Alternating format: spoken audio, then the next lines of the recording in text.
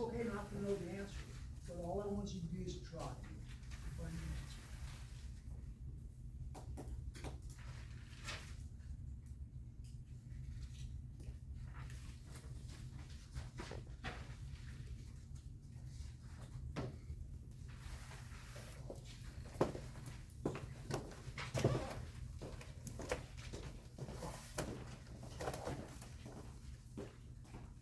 Is it a number or a letter? Not either one. Oh, so you guys don't remember that one, huh?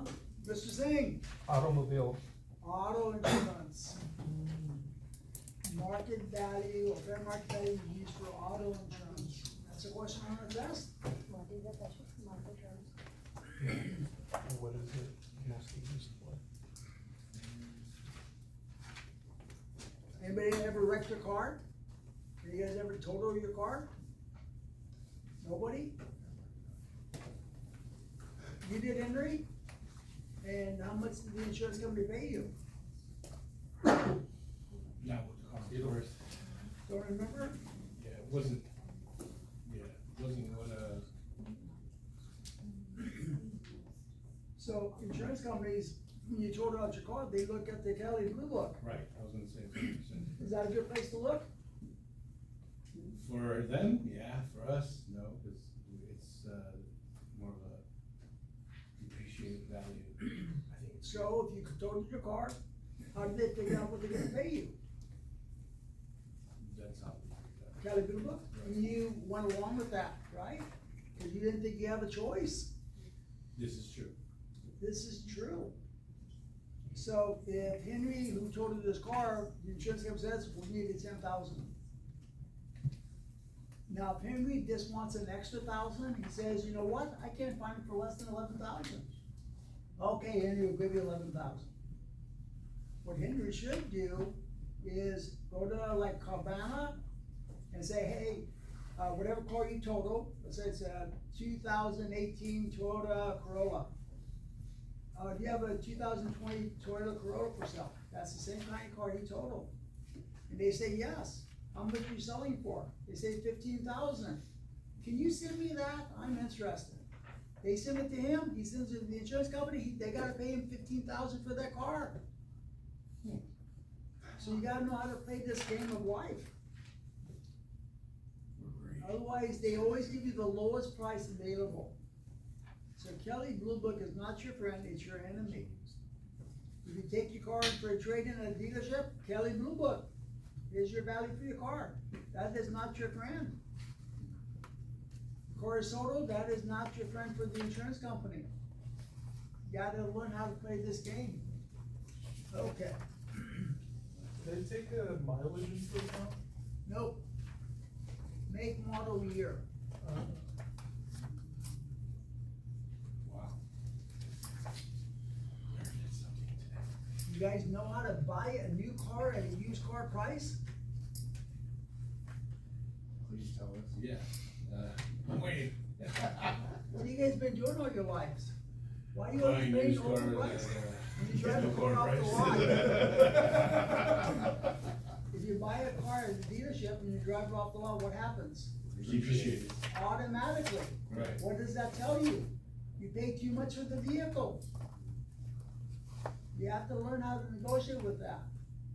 So if you're here on, well, I guess I can tell you. So, we're in August right now. So in 2025, in December, the dealerships always try to get rid of all the cars in the lot. The reason why is whoever owns that dealership, he gets a big bonus check from that company he represents. Could be Mercedes dealership, could be Toyota, could be Ford, whoever it is. So if that car is still in the lot in 2026, they now have to sell it as a used car, right? Because it's depreciated for a whole year. So what they're willing to do to get that bonus check from the manufacturer is get rid of that car below invoice. But you have to ask.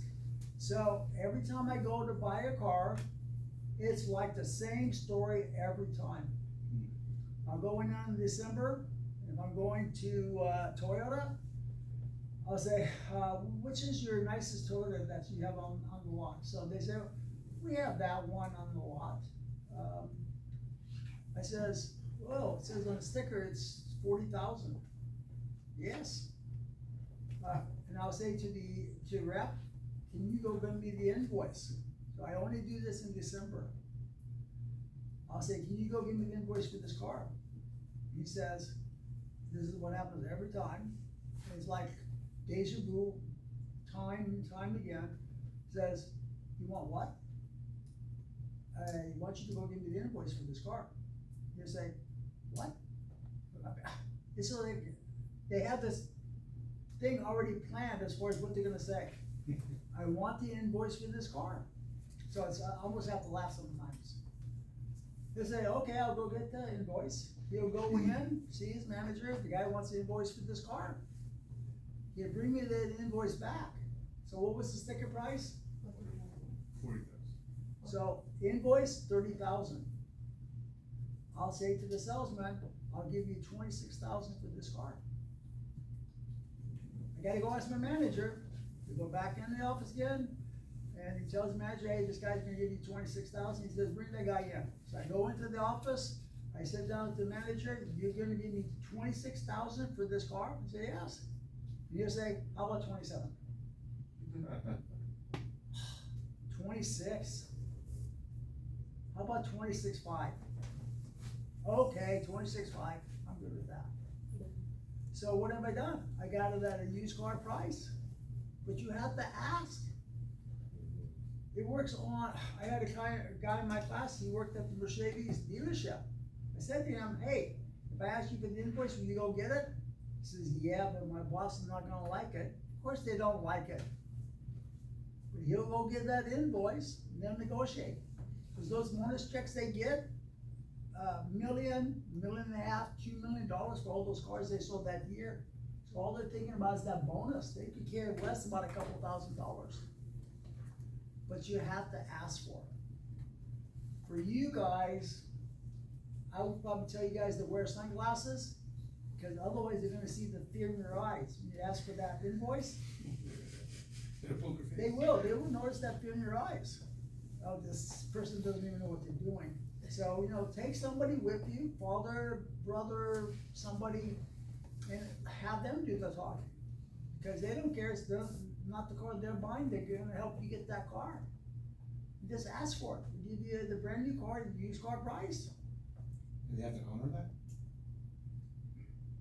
Yes, 99 out of 100 times it always works. So. What if they don't wanna give you the invoice? I never had one time they said no. They're all on the internet too. Well, It's not secret anymore. You can go on the internet and find how much they spend. What they do now is they do a bunch of upsells. So they get the invoice for 30,000, they'll put like $6,000 or $8,000 and stuff on it. It's probably cost them $500. But if you take that car as is, that's all you gotta do. If you want upgrades, see him. You'll put those upgrades. I don't want upgrades. They just put them on there automatic. Oh, It's an upsell. my daughter came, Dad, how do you do that again? Okay, step one, step two, and I said, make sure you ask for 4,000 below invoice. She went to the dealership, her credit was terrible. You have any money saved? No. Okay, go trade your car in.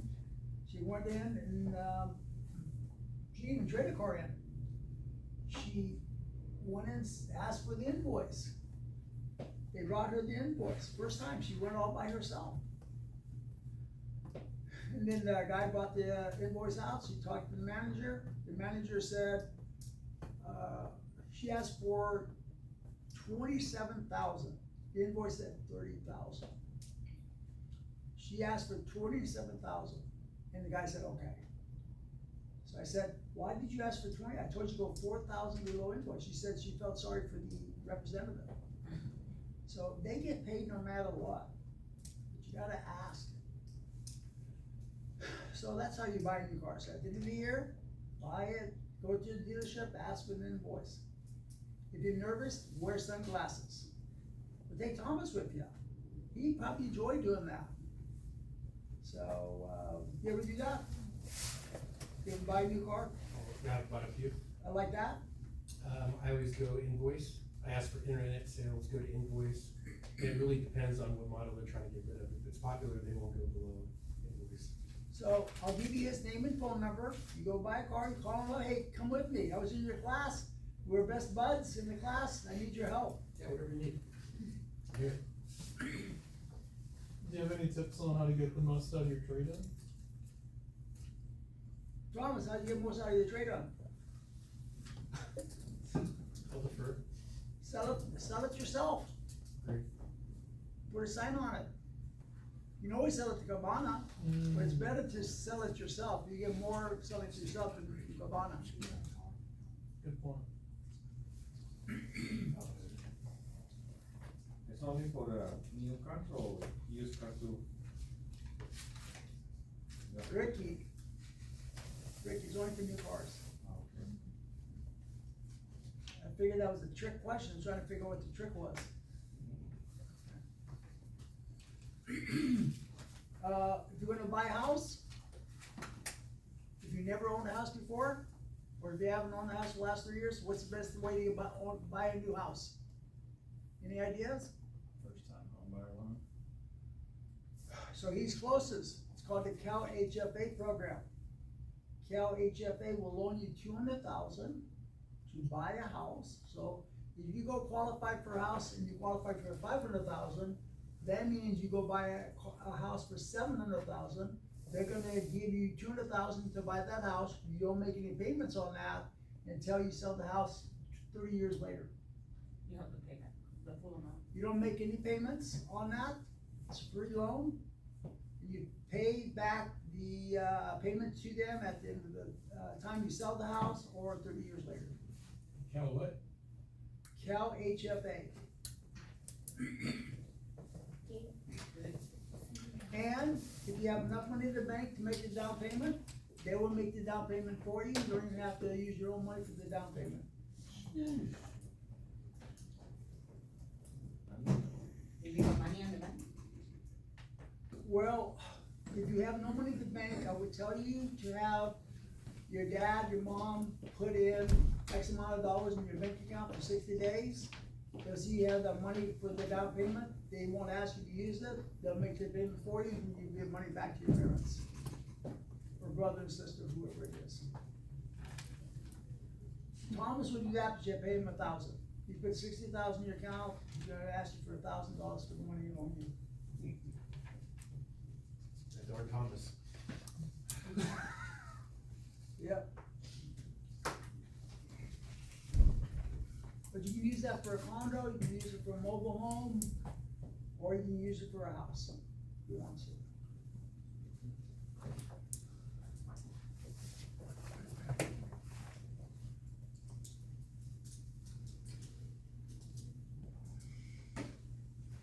Probably the worst thing that people buy is a Medicare Advantage program.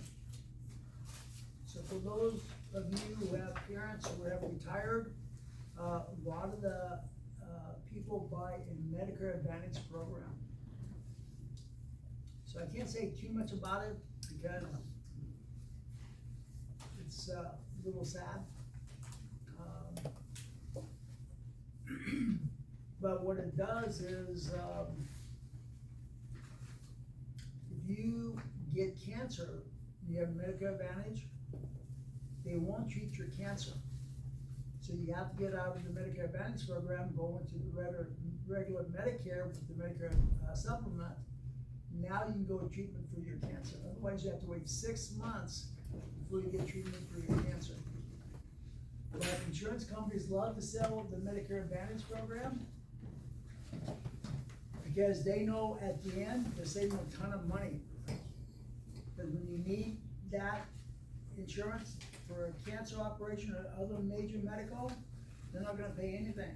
You're gonna cancel it out, you're gonna have to wait 6 months before you go into your regular supplement program.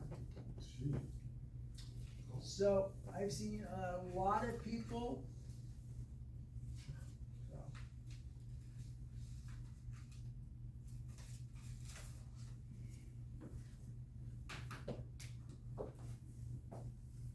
who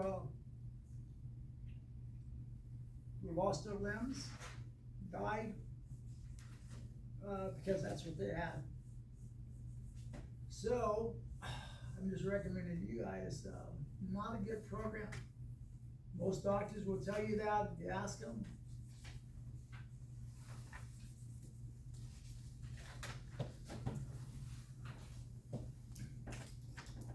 So, we got the actual cash value again, we have replacement. Nick, what's the definition of actual cash value? Replacement cost minus depreciation. Good job, Wesley, what's replacement?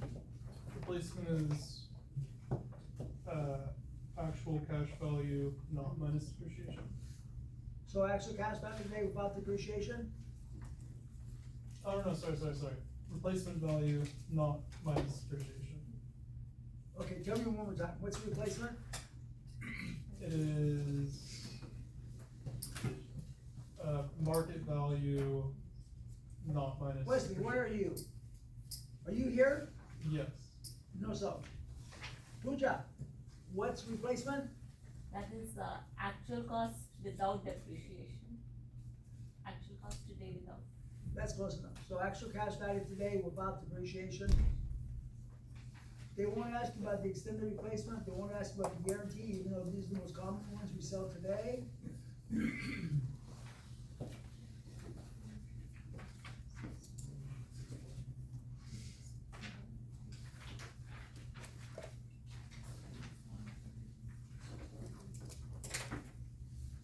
Homeowner section 2, comprehensive personal liability. On the test, they won't use comprehensive personal liability, they usually just say liability. So section 2 is our E and F, E is your liability. Standard amount is $100,000. But if somebody put a claim to get your homeowner's policy, get your liability, the claimant must prove that you're the one who is at fault for their injuries. F is medical, medical is $1,000, no proof of negligence is required. So we go to Wesley's house, I sit on his porch, I bang my head, go to the doctor, cost $900, they pay, they don't care whose fault it was. With the liability, you gotta prove the other person's at fault.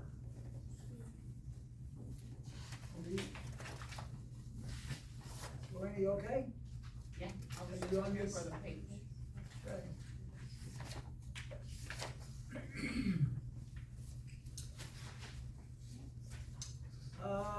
Under liability, we also have additional coverages, claim expenses. What that means, if you have to go to court, they'll pay up to $250 to appear in court. If somebody gets hurt in my house, and I go buy some bandages, whatever else, they'll reimburse me back for the first aid I paid. If I borrowed somebody's mountain bike, and it's worth $3,000, and I wreck it, my policy will cover up to the first $1,000 for the damage to the property of others.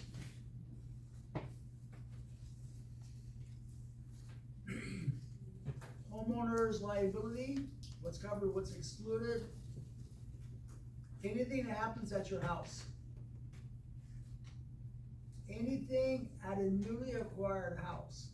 So if you live in San Jose, you buy a house down over in Tahoe, the liability exposure for the house in Tahoe is covered till the end of the policy period. Any secondary residence that's on the homeowner's policy, which in California would never happen. But if you could put two homeowners on one application, which you can't, but if you did and they accepted it, then you would have, yes, both of them covered. So anytime you buy homeowners, you always get liability.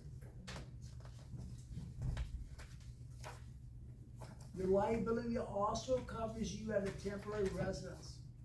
If you go to Disneyland with 4 other families, and you got 5 families at Disneyland, somebody comes in your room, somehow they actually get injured, your liability covers you for that person who gets injured. If you go rent a cabin up at Tahoe, cause you're doing some skiing with 4 of the families, somebody gets injured, your policy covers for that. So this covers you rent another cabin, you rent go to Disneyland, rent a couple rooms, somebody gets injured, your policy covers for that. You cannot put the claim if you get injured, only if somebody other than you gets injured. Vacant land. If you live in San Jose, you buy, 10 acres down in Gilroy, somebody got injured on your vacant land, your policy covers for that too. And that's the one for, premises are rented on occasion for non-business events. If you're getting married, you're gonna rent the ballroom at the Hyatt, they're gonna ask for insurance for that. So this can cover for a ballroom you guys are renting out. Anybody getting married anytime soon? You are? So where you gonna have a wedding at? It's out in Castro Valley at a place called, Redwood Canyon, but I think they have their own insurance that they provide. It's kind of like an all-inclusive thing. They have their own insurance? I think so, yeah. That's what they said. What kind of insurance should you buy? Anybody know? It's called a one-day event policy. They give you like 500,000 to $1 million of coverage, cost you about, I don't know how big an event it's gonna be. Like 200 people. But it's for one day, it covers for people drinking too much, people doing everything else, people fighting, but the one-day event policy is what you wanna buy. So wherever that place is at, that's what they should be selling you. Then you should ask your own agent, for the coverage also. Usually if you buy it from your own agent, it's gonna be cheaper than buying it from them. I know that, I work at AAA too, I have a couple of other people here, and I don't think that we do those policies if there's gonna be alcohol at the event. But, the homeowners doesn't, but the one-day event policy, One day event policy, so I don't know if Chick-fil-A sells that or not. I don't think so. It's a small commercial type contract. You guys, I know would be mostly personal lines, so you'll have to ask them. If you want to, or you're not licensed yet. If you got your license, I can tell you where you get your license to be appointed to sell for somebody else. I think, I don't know if AAA allows that, for you to sell your company when they don't sell it. Do they allow you to be appointed with other companies? Probably not, I think you have to be an agent to sell, but I don't know if they let you like sign up, like you're saying, to like sell with other companies. But some companies will allow you to be appointed through a different carrier if they can't sell it. So, ask them that question, if that's the case, I'll tell you where to go get it, you get your own commission on that. Would that conflict with a non-competition agreement? How long, you've been with AAA for a while, right? No, not a while at all. Oh, But it's, cause I had to sign a non-competition agreement. that's correct, you can't be appointed with another company, but sometimes companies will allow you to get insurance through another carrier if AAA does not sell it, if you're not competing with them. Oh, that makes sense, okay. Okay. Cool. Quick question, on the land, it says that it's covered, but then I have in my notes that it wasn't covered. I don't know why you haven't noticed it's not covered. It says, on the book, it says property not covered, but that's with animals, birds, fish. And then it has land, is that different? Those are the event of apparel, right? I think what Thomas is referring to is, The dwelling policy. Oh, so, Homeowner Is policy. that dwelling? you know, like property coverage doesn't cover the land, but we're talking about liability. Good point. Okay. Question? When you add a policy like that, is it called an endorsement? Not the one-day event policy, you could increase your homeowners up, cause usually most of the places where you're gonna have a big party, you can increase your homeowner's insurance by adding a $1 million, increase your liability up to $1 million. Okay. That's cheaper than adding by endorsement. Because endorsement, they charge you a fee for the endorsement itself, and you pay a premium for the insurance itself. Okay, it just increases the premium. But just like he said, some cases they won't cover for alcohol, but if you buy the one-day event policy, it will cover for that. Okay. People fighting, stuff like that, all sorts of stuff.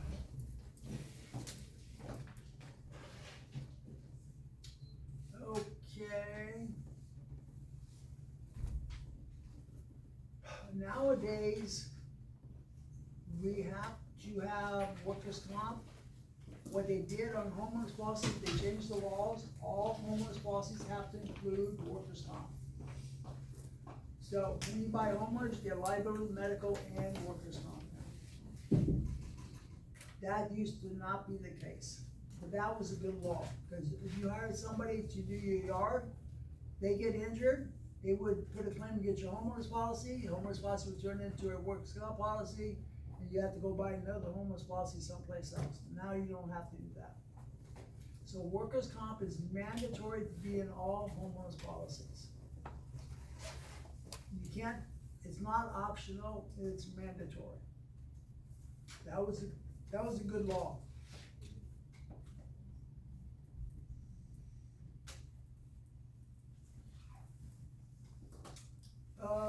If you have other structures on your property, you can ask your insurance company to increase their coverage up for your other structures. So remember, coverage B is 10% of A.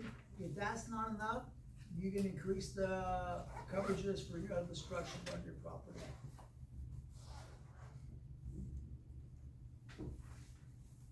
Scheduled personal property. This is another name for personal articles floater, which will probably be in the next chapter. What we have to know for the test, this sentence right here is what you're gonna have to know for the test. They're gonna ask you, which of the following can be covered under a personal articles floater? Because you gotta remember, personal articles floater is the same as this guy right here. So, breakage of glassware that occurs during an earthquake. So if you added this to your homeowners policy and you have glassware that's covered, that's a very expensive glassware worth $10,000, this would cover it, cover the damage. The homeowner is not covering it, but the scheduled personal property endorsement is covering it. But they don't use this, they use the PAF, personal articles floater. So it's a standalone policy that's exactly like this. They're gonna ask you, which of the following is covered under the personal articles floater? This is gonna be the answer on the test. This is one of your top 45 missed questions. You have to know that for the test. Homeowners won't cover this, but the PAF or the scheduled personal property endorsement will cover for this. On the test, they ask you, what did you mark on your application that increases the insurance up each year in your policy? Called inflation guard endorsement.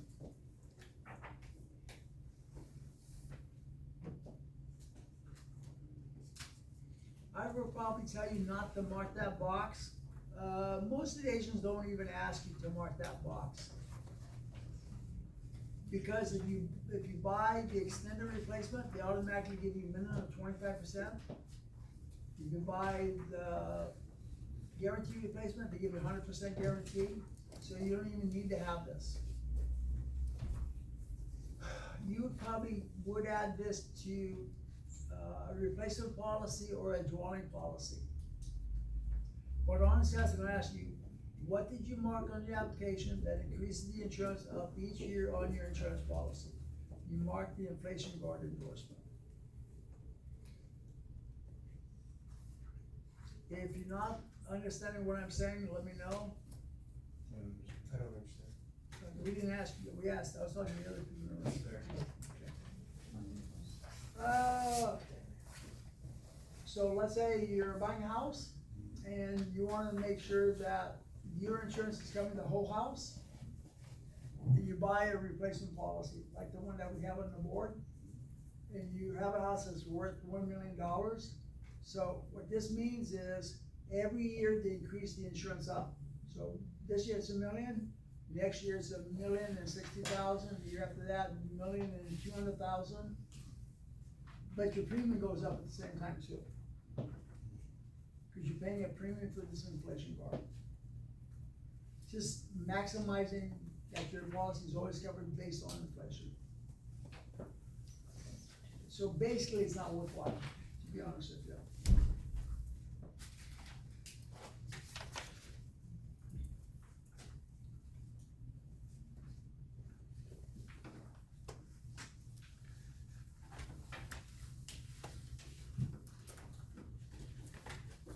Ricky, what's an example of personal injury?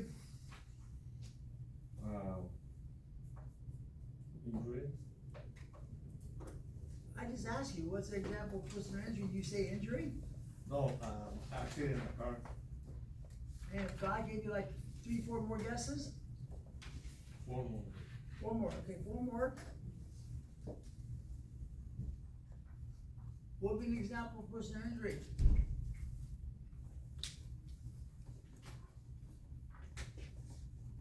Pooja?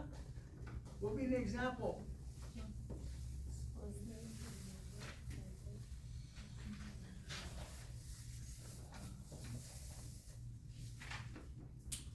Sonam? Personal injury. What? I'm thinking about creating some fatal injuries right now. False arrest. Huh? False arrest. Emotional distress. Adriana, surprise me. Whoa, that's a surprise. You could have given me a heart attack.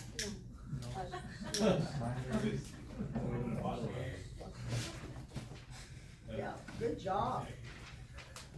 Personal injury is right here, libel, slander, false arrest, unlawful eviction, I don't see that one, but that's also a possibility. You have to know that for the test. Coverage for libel, slander, false arrest, and unlawful eviction. You get one of those on a test.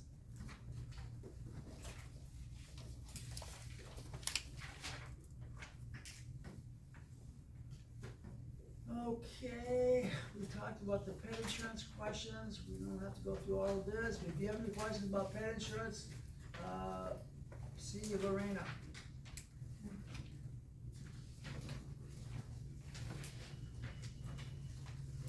I'll show them to you again if you come on Monday.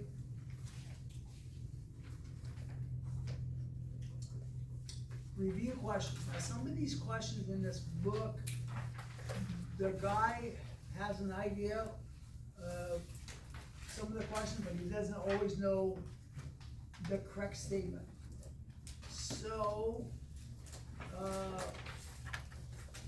this first question, what is the primary difference between HO3 and HO5? What did I tell you is the answer on the test? Henry?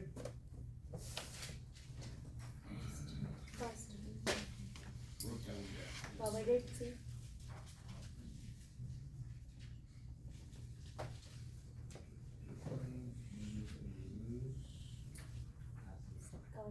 Property coverage. That's exactly right. You see, there's no property coverage here. Hey. No. No. So there's no property coverage here. He knew kind of the question, he knew kind of the choices, he didn't know what the real choice was. So for this question, the answer was property coverage. Now, Jason, for coverage C perils to be the correct answer, what's in the question? What did I tell you?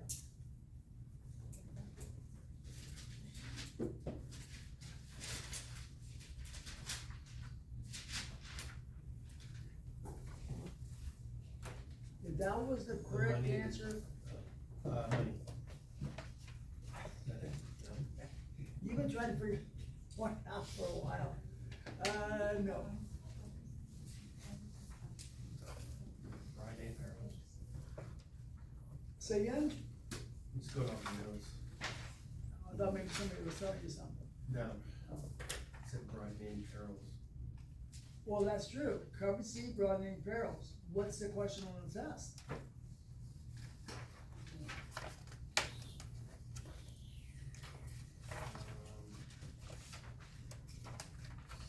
Similar Getting closer.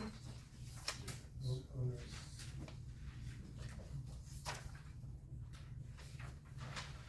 Noah, Broad name perils is similar to what kind of coverage? that's the answer to the test. What's the question? Cover C perils? That's the answer. What's the question? What is the primary difference? Wesley, When there's 3 homeowners, 3 homers in Oh, the yes. question. How's an HO2, HO3, H4 similar? Covered seed, broad name barrels. Perils. That A is wrong. Yeah. So what's the answer to that? Now, if I ask Lorena what is replacements, she would tell me.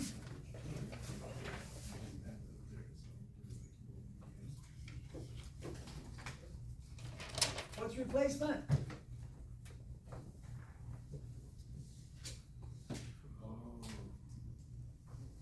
Are you Lorena? I don't know what you're looking around for. Thomas is not here. That's a good question. What's replacement?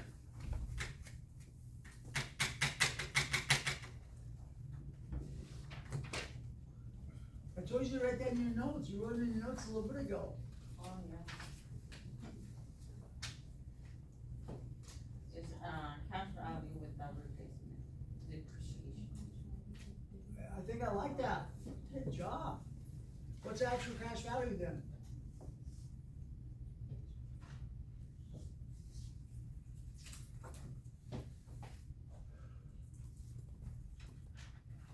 On your notebook, at the top, I need you to write down actual cash value is replacement minus depreciation, replacement is actual cash value today without depreciation.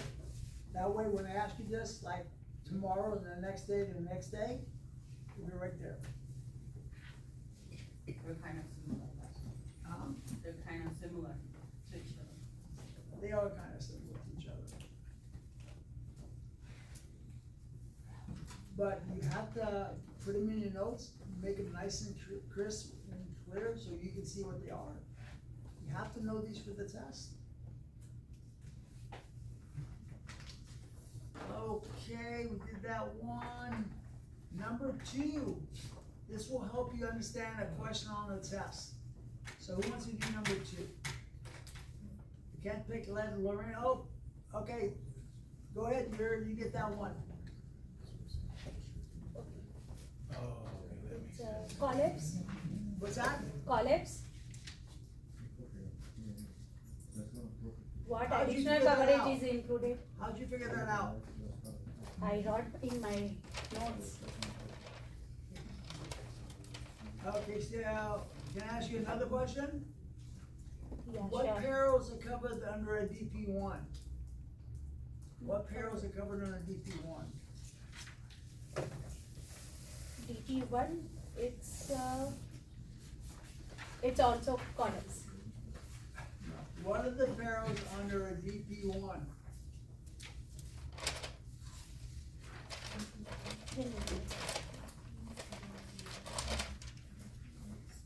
Fire, like. DP1 is covered with, glass coverage is not under DP1. It's covered with It's not, it would be. No. I'm asking her. page.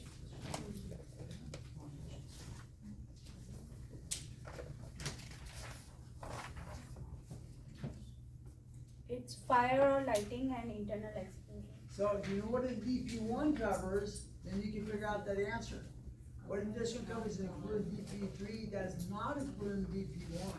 So DP1 covers forest fire, lightning, internal explosion, whatever's left, gotta Oh, be the yeah, answer it's you a- want. Automobile.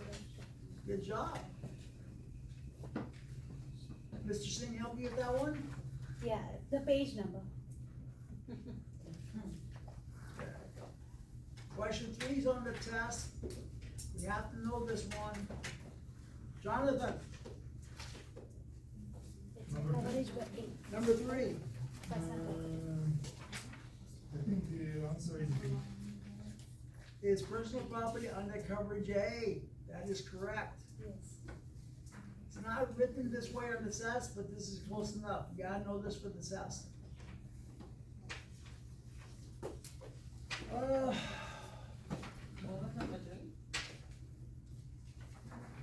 B is in Baker. Nick, number 4.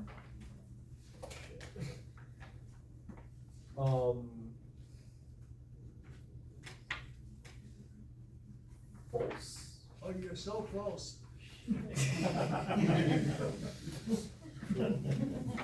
So God gave you a second guess?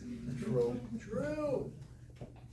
So if your house catches on fire, kitchen fire, they gotta clean up the kitchen before they put in new kitchen stuff. That's covered. But God, if I would've given you 2 guesses, you would've got it. Number 5, Nick, Regular. you got 4 choices now.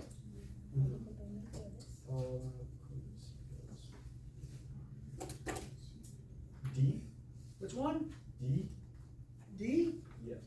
D is correct. Good job. Number 6, Clayton.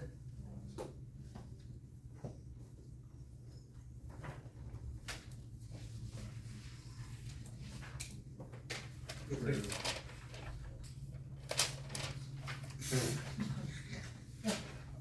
gotta give me 2 or 1. Who gave you that answer? I can't figure out what the voice is coming from. No, I'm just trying to figure out what side it was. Yeah, but that was not my question. Who gave you the answer? Was that this gentleman here? And you know what, and the reason why is the wording is tricky.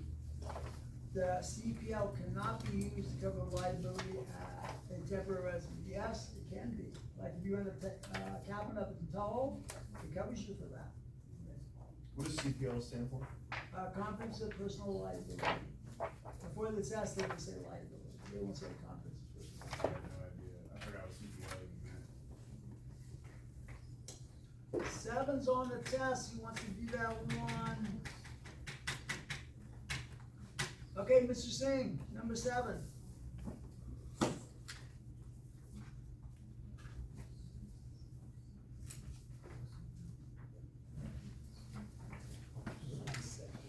Wanna say B or C? It's yes. It can be. A, B, C, or X. Yes. C? Which one? C. I didn't get the C, so. C? Is that your final answer? That is correct. So this is on the test, usually they say PAS, personal articles floater. The question would be, which component would be covered in a personal articles floater? Breakage of glassware during an earthquake, that's gonna be the answer to the test. So what's gonna be in the answer?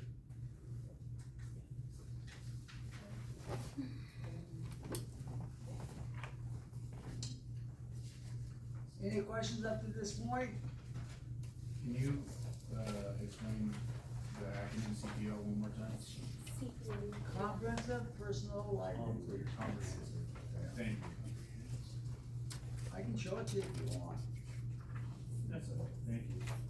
Done. Let's see if we can find that, should be under a liability.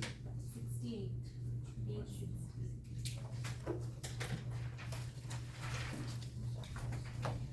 It's all right here.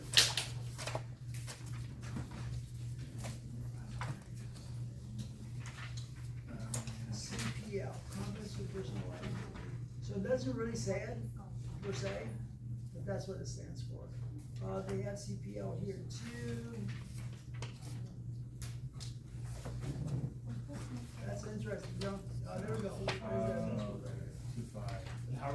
question on the test, Well, that's pretty dark, okay. Liability, just liability. yeah.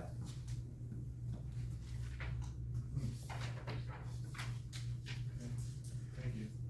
Okay. Break time, 10-minute break.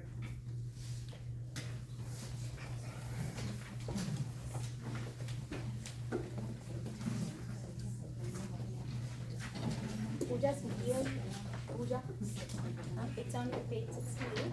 Yeah.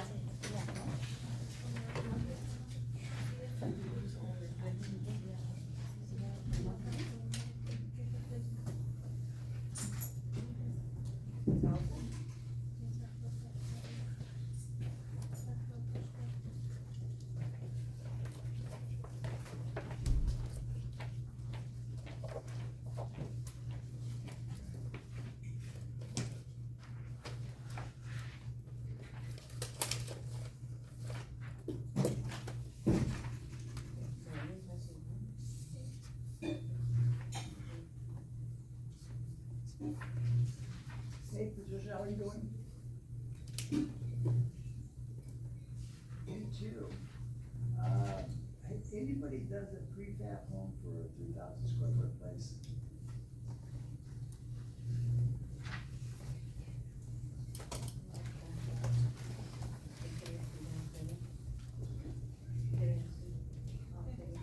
I thought you told me they didn't do a good job on those houses. Yep. Yeah, yes, that was number two. It's included in GP. So it's only additional for GP. It's a confusing question because additional coverage is included, which it is, it's part of GP, but you have to add it on if you want it. in GP1.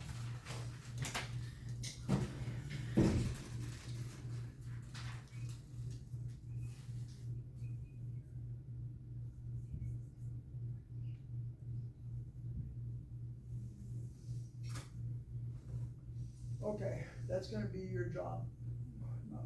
So that way I don't have to work, I don't even have to think about it. Does that work? You're breaking up on me. I'll call you back.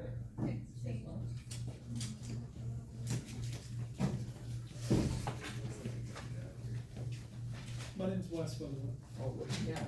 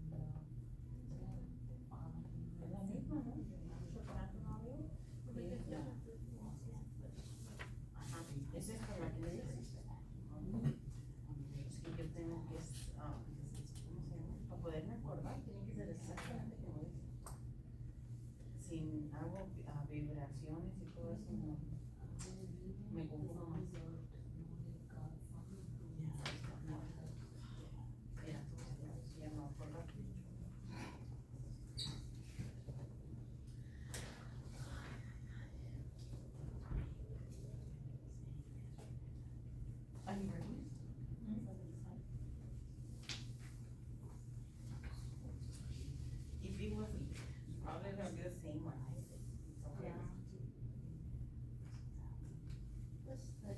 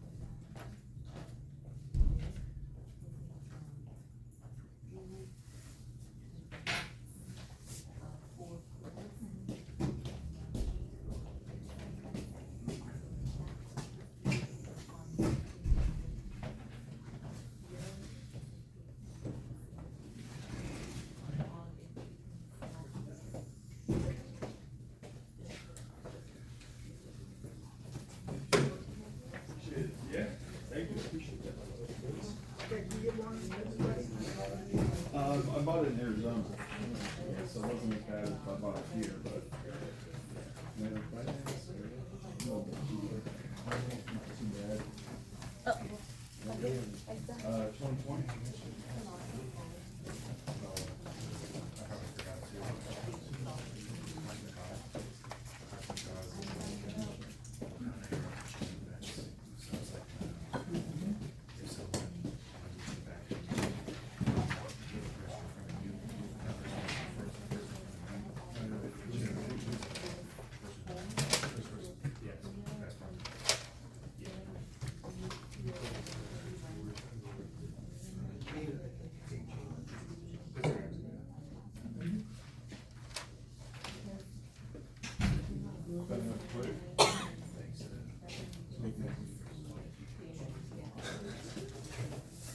It'll be JT, Jason first, Tom second.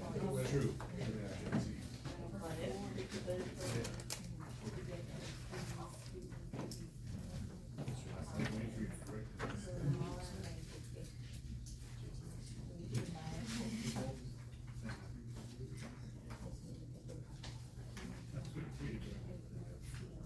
I just had to go with it. It's like, I think it's Thomas split.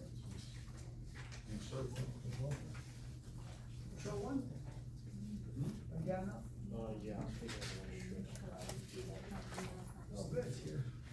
Thank you.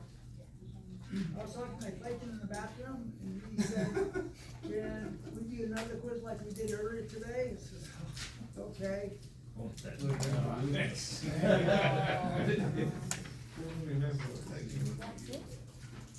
Thanks, Lee. Well, for whatever reason, you're a little bit nervous asking me that question, but I don't know why. Thanks, Lee. Thank you, thank you. How many questions? How many do you ask me to do, Clayton? Give you a number, huh? Four. Yeah, add 16 to that, make it 20, that was all. Okay, you want more?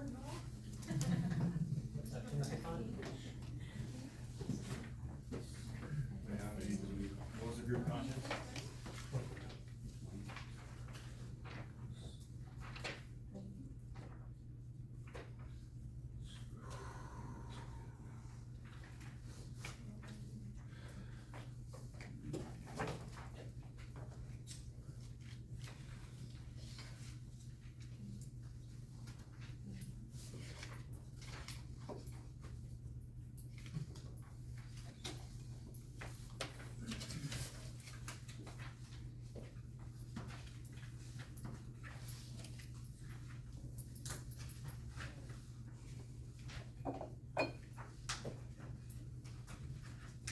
put your notes away, hold your books. See, one of you guys already prepped your sheet, but that's okay. Names at the top.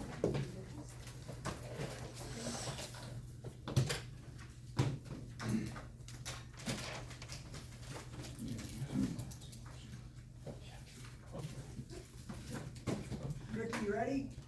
Yes, sir. Can I get you anything else to eat before we start? You good? Yeah. Question one, what policy do we use fair market value the most for? What policy do we use fair market value the most for?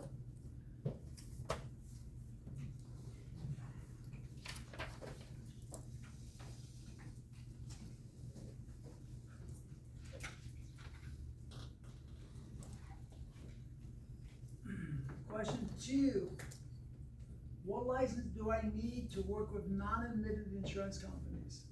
What license do I need if I'm gonna work with non-admitted insurance companies?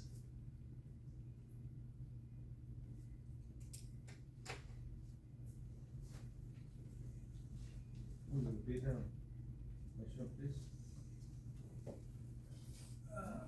Question number Two. two, what license do I need to have to work with non-admitted insurance companies?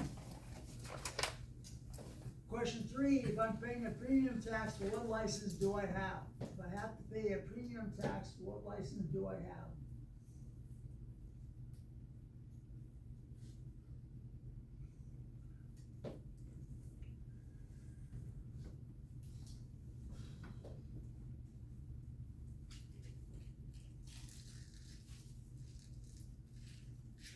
I'm in a car accident, Carrie ran into me, my car was totaled, I ended up in hospital, my insurance company calls me up, says, Lee, do you want us to handle this claim for you against Carrie's insurance? I said, yes. What term describes that when I transfer my rights over to my insurance company to take care of that claim?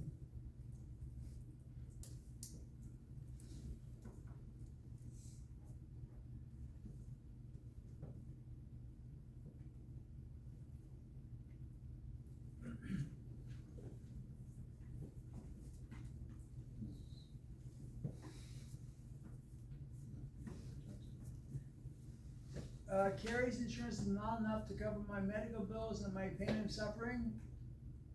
So I put a claim against my insurance company for my pain and suffering, and I asked them for $50,000, they said they give me $25,000. What part of my policy allows me to dispute what my insurance company is gonna give me for my medical bills?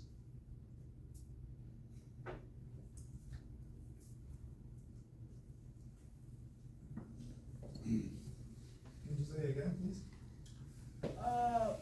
I had a car accident with Carrie. Carrie's insurance not enough to cover my medical bills and pain and suffering. So I put a claim against my own insurance company. I'm having to dispute with my own insurance company how much money they're gonna pay me. What part of my policy allows me to dispute what my insurance company's gonna pay me?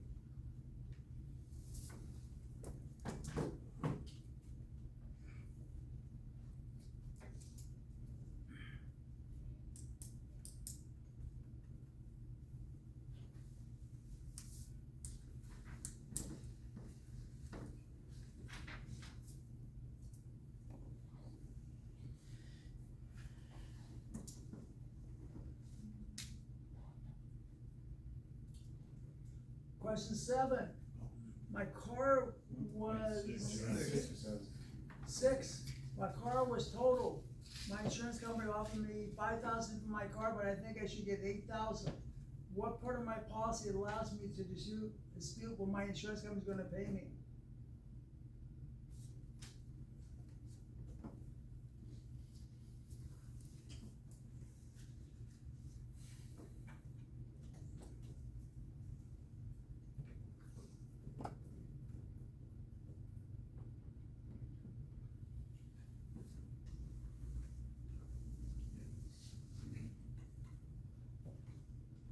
So we're on 7 now? Yeah. One second, I gotta think of a good definition for this one. Henry buys my car from me. And he says, Leo, I want your policy too. I said, take it. The insurance company, requires, we do what for me to transfer that policy over to Henry? They have to approve that. What do we call that when the insurance company approves that transfer over to Henry? We talked about it a little bit yesterday.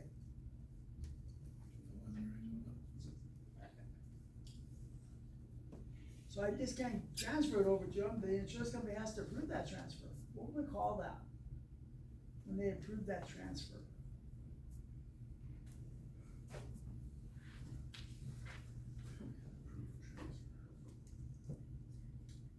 Question 8.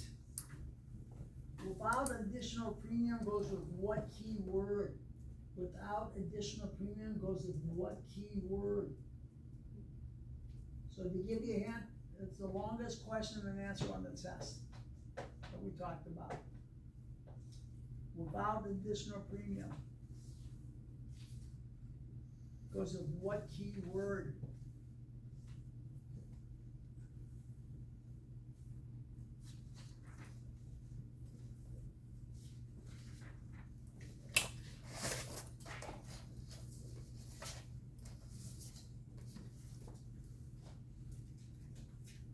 Question number 9. So no acronyms. No acronyms. What's the 4 elements of all contracts? 4 elements of all contracts.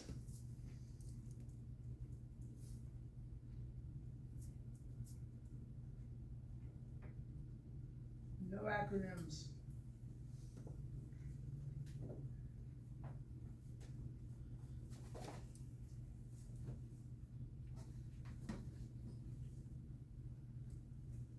Question 10. What's the 4 elements of all insurance contracts? What's the 4 elements of all insurance contracts?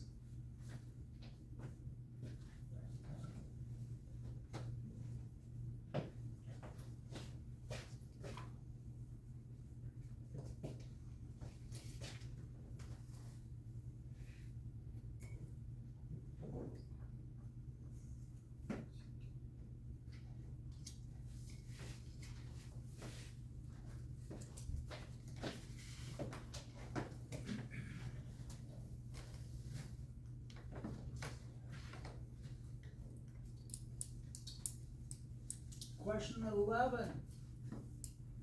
On HO3, what is coverage A, coverage B, coverage C, coverage D in that order? On an HO3, what is coverage A, coverage B, coverage C, coverage D in that order? Been on the board for the last couple hours? I just accidentally erased it.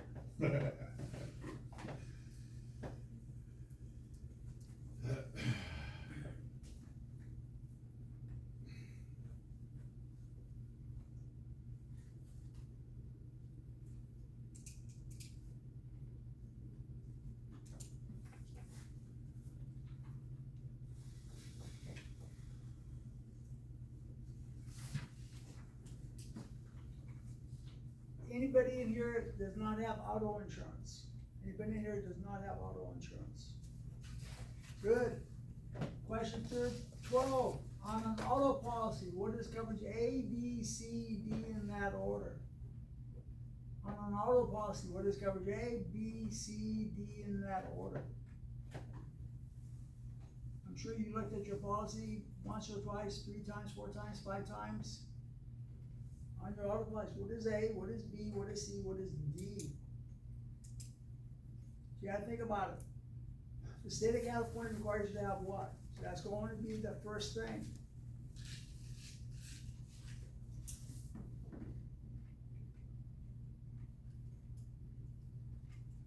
If you get that, what always comes with that?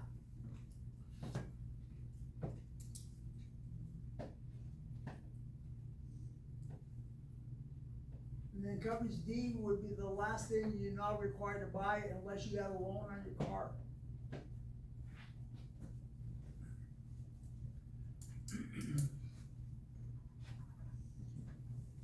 That was number 13? 12. You already have the next question ready? Lorena? Okay. Question 13. Which homeowners policies all risk on dwelling, broad name perils on the personal property? Which homeowners policy is all risk in the dwelling, broad name perils on the personal property? So we got HO 1, 2, 3, 4, 5, 6, 7, 8. It's one of those up there. Which of those is all risk on dwelling, broad name perils on the personal property?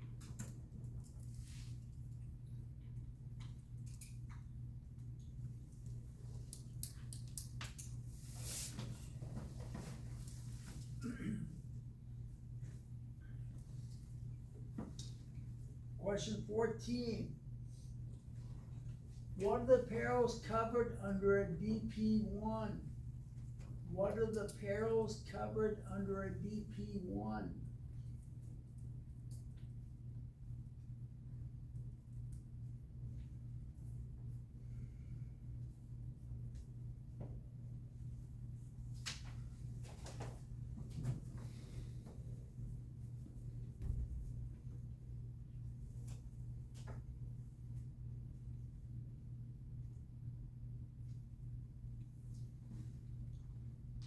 Question 15, for the test, how is an HO2 similar to the HO4?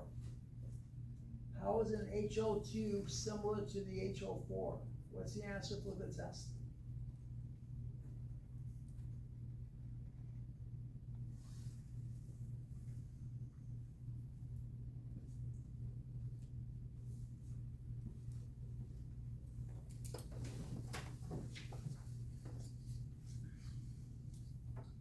Question 16, how is an HO5 different than an HO6?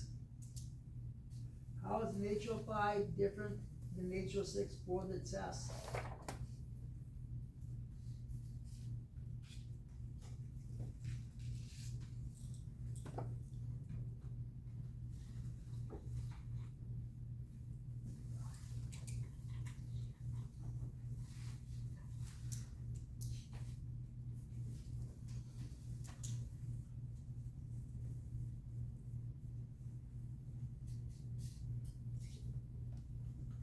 Question 17, Jason owns a condo. What policy do you sell him?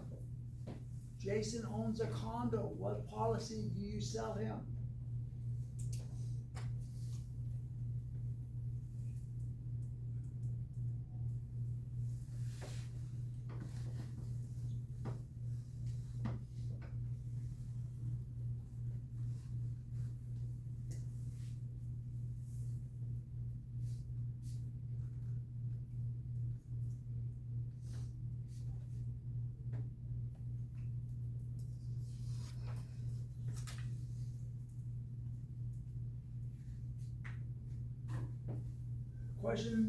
Question 18. Clayton owns a condo. He wants to be covered for additions and betterments. What policy do you sell him? Clayton owns a condo. He wants to be covered for additions and betterments. What policy do you sell him?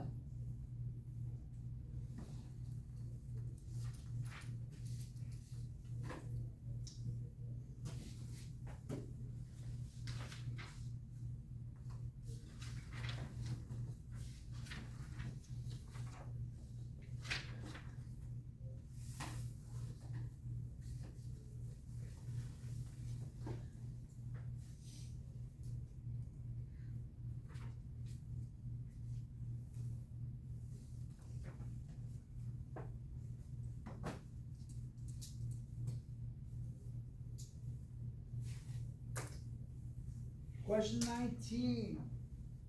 How much coverage do you get under your homeowner's policy for grade markers? How much coverage do you get under your homeowner's policy for grade markers?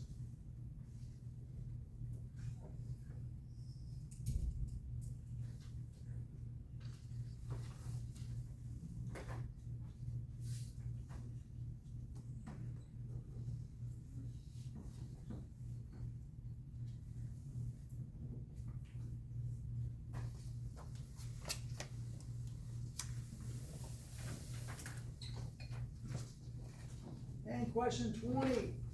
Here are your four choices for the test. Tell me which one is the right answer. A, guns. B, silverware. C, money. Or D, diamonds. A, guns. B, silverware. C, money. Or D, diamonds. Which of those four is the right answer for the test?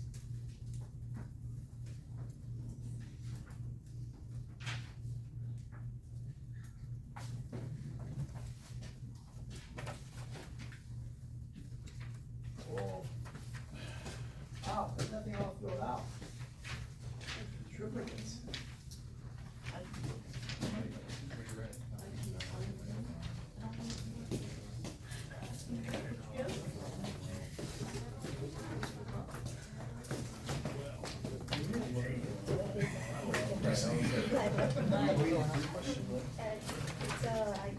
No, what's the question?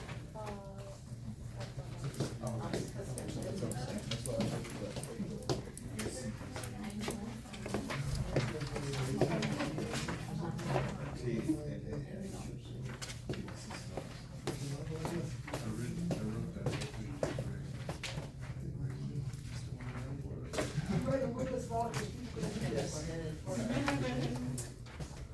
Oh, when I wrote this, I was looking, I literally looked at my answer. Engineers always write small. I get my score. No. I know, I think I got three. I knew three for sure. Three grade one.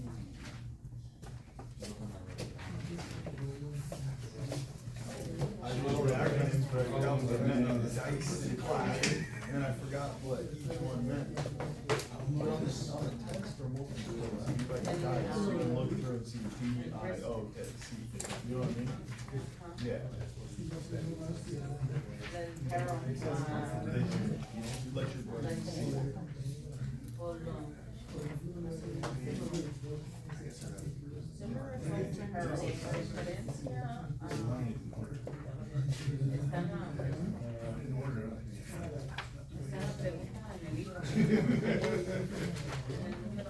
Your mind. When I was gonna go to school, pretty skeptical, just reading answers, even how you take the test, you start to get, you read from a lot of it works. And whatever you did, my brain saw it, you know, so I was like, okay, I'm gonna go like this. Right, I might not go to fucking very, exactly. You want to ready? Yep.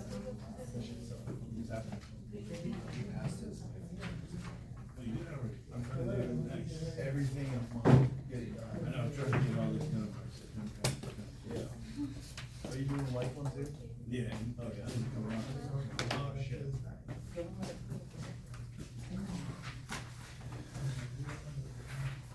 Thank you. So we start with Nick last time, so. Come on, can we start with you? All right.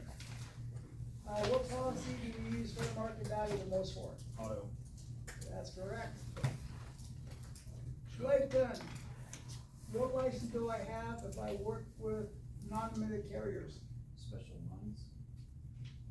Special lines is good, so we wanna find surplus lines, so I'll take special lines. Not a lender? What is a lender license? It has nothing to do with insurance.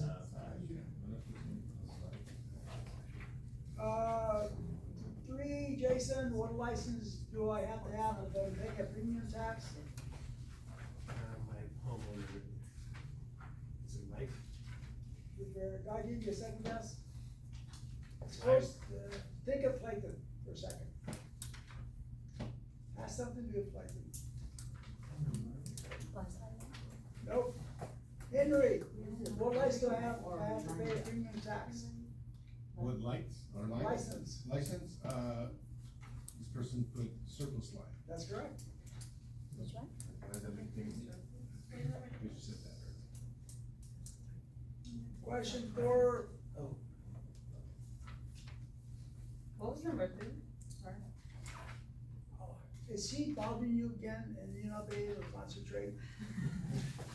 Tomorrow you guys have to switch.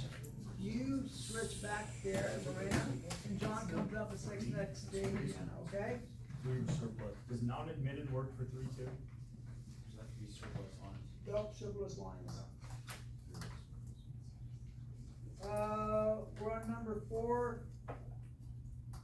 I guess I'm giving you that to Ricky. Yeah. What do we call it when I transfer my rights over to my insurance company to collect on my behalf? That's on a line?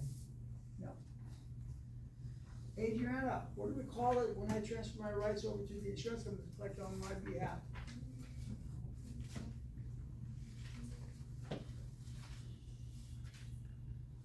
Lorena? Are we having a staring contest? I was just waiting for that. John?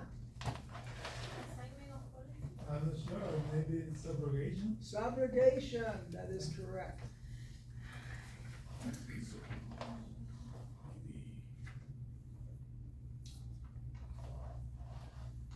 Carrie, cause you ran into me, and your insurance was not enough to cover all my medical bills or my pain and suffering. I put a claim against my insurance company for my pain and suffering, and they wanted to give me 25,000, but I want 40,000. What part of my policy allows me to dispute what they're gonna pay me?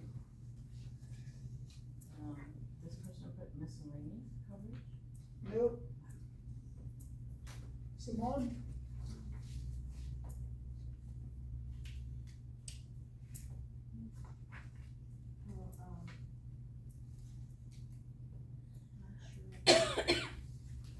Vince?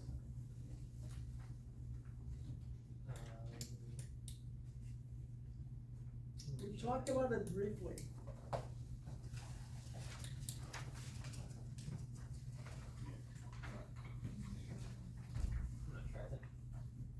Pooja?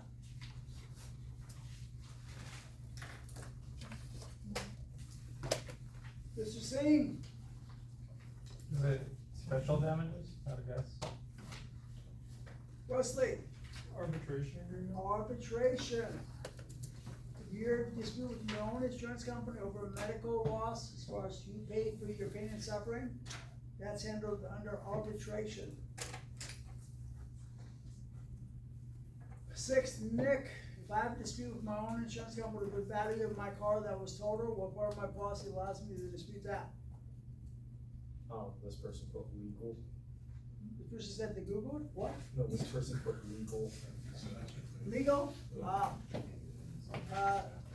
Young lady in the back? I didn't write it, but here it says fair market value. Nope, Arbitration? nope, that's for medical. Jason? Clayton? I didn't get it right either. Well, since we didn't hear what you said, how do we know we didn't get it right? I think I know what the paper. I put fair market value. Yeah, you get it right. Henry? Same here. Jackie? Ricky? Workers' comp? Workers' comp? No, workers' comp is when an employee gets injured at work. Adriana? We talked about the car is totaled, the insurance company offers you something, I told you how to get more. December? Lorena?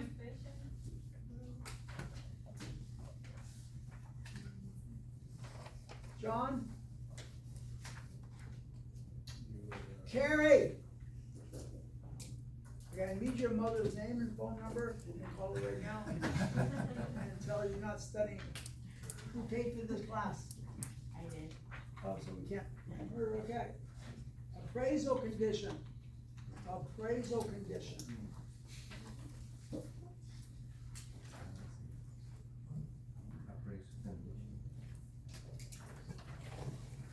So, appraisals, when you have a dispute with your insurance company over a property loss, you guys don't agree how much you should get. Because this could be your car, it could be your house, it could be anything. Appraisal is when you have a dispute over a property loss. Arbitration is a dispute with your own insurance company over a medical loss. So now, I transfer my rights over to Henry, who bought my car, but the insurance company has to approve that. What do we call that?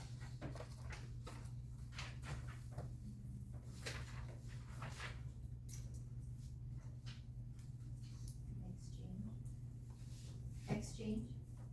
Exchange, no, Vince, Assignment on policy. assignment. They have to approve all assignments. Would a reassignment qualify as officer? I would take that answer, yes.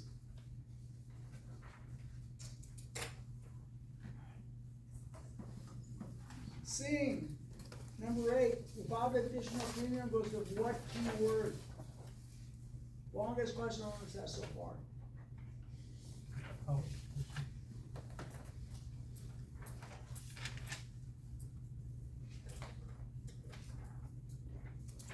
Wesley, Liberalization. liberalization, that is correct. Yes, sir. Did you take proliferation? Proliferation, are you kidding me? Just check. Well, how do you come up with that word? Very smart individual. Oh. Well, let me rethink, I mean, if it was Carrie, can understand that, hold on a second.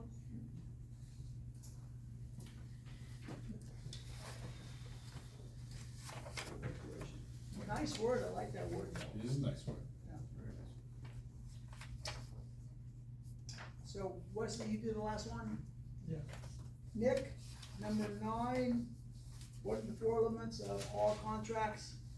Maybe clock, so consideration, legal agreement, and competent parties. Perfect. Number 10, TJ, I know I got your name wrong, but TJ, what are the 4 elements of all insurance contracts? Dice. No, you're saying, Declaration Oh. page, what's that? declaration page, Keep going, insurance policy. close enough. Uh,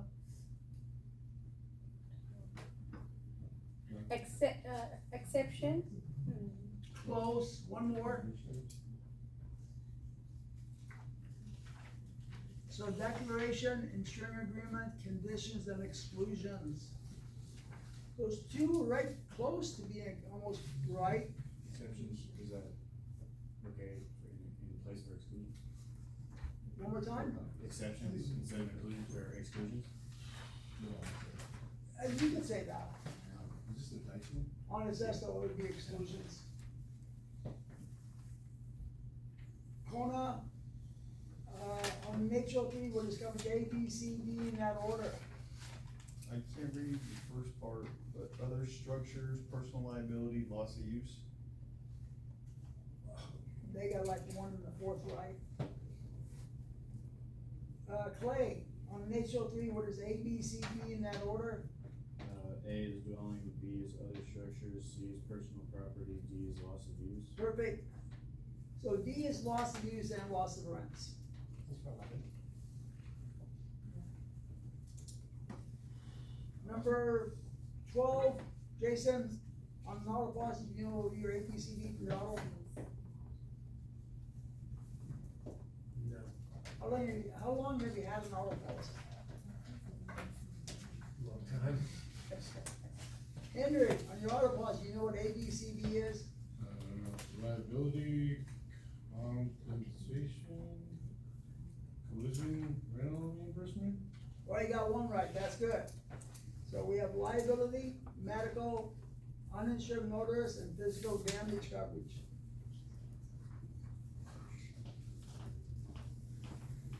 Sorry, can you say that order again?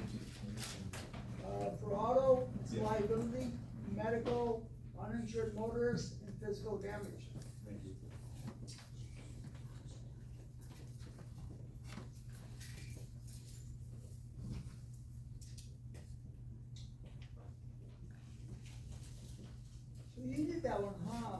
Okay, so that means Adriana gets the next one, or Ricky, I'm sorry, Ricky? Yes. Question 13. Which homeowners policy is all risk in a dwelling, broad name perils on personal property? HO3. HO what? 3. Good job. Adriana, 14. What are the perils under a DP1?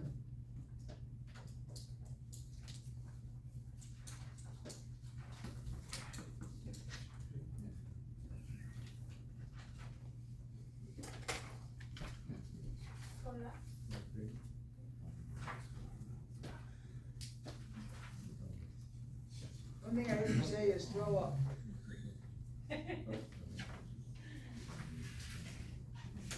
Lorena, on a DP1, what are my perils?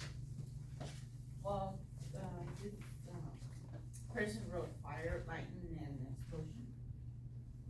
Fire, lightning, and explosion, that's close enough. Fire, lightning, and internal explosion. Good job, whoever did that one.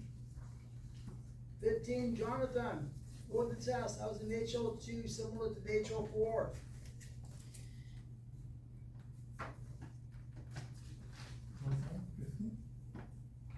Yeah.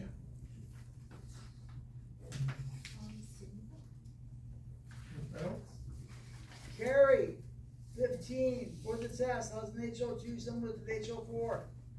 Dwelling. I gotta go check, see if I'm in the right classroom.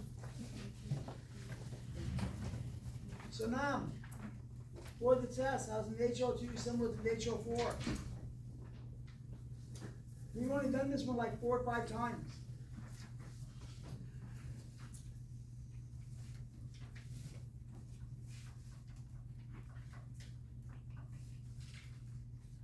Are you awake? Yeah, okay. Vincent, 15, for the test, how's an HO2 similar to the HO4? Section 1 covers A through C. Was that your answer? Yes. Good job. For the test, how's an HO2 similar to HO4? So I can refer the book and say I don't know that. I don't know what you said, but go ahead. I can refer the book and, Okay? okay. So same is liability coverage and different is property coverage. So close, so close. Mr. Singh, 15, for the test, how's an HO2 similar to the HO4? Was it liability and medical? That is correct. Liability and medical. What about liability in section 2? That would have been correct also. 16, Wesley, HO6. how is an HO5 similar to the, how is an HO5 different than an HO6? For the test. Broad perils. Property. Nick, I don't know. Is it property coverage? property coverage. Head reverse. 17, lady in pink. Jason owns a condo, what policy do you sell HO6. him? HO6, that is correct. 18 goes back to you, Kanoa. Clayton HO4? owns a condo, wants to become a additional betterments, what policy? HO4? That is correct. And Clayton, how much coverage you give for grade markers? Up to $5,000 per grade. That is correct, count them up, put them together right at the top. The last one, still the last one. Is there one more? Oh yeah, 20. We'll give this one to Jason. Guns, silverware, money, or diamonds? Money! Up to 5,000. Count them up, put them together right at the top. It doesn't say letter, just the money. Just money. So you could say, ABS. C, Same as liability, What's the answer in 19? 5,000. 5,000. Counting it up, how many got wrong? How many got right? Anybody still counting? Raise your hand, you're still counting. Find the owners, return their papers back to them, congratulations. Really? Oh. 70 is HO6. I know. How much?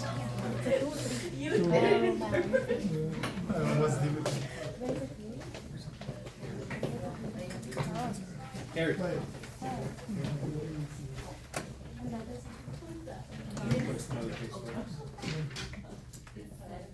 this is Pooja.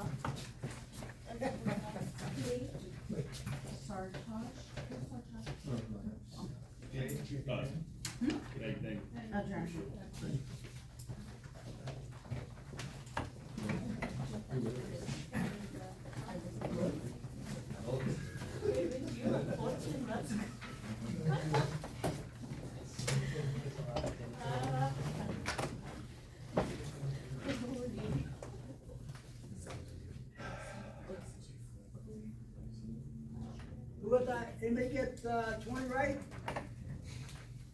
How many people got over 15 right? 15 or better? What? Vincent? Okay.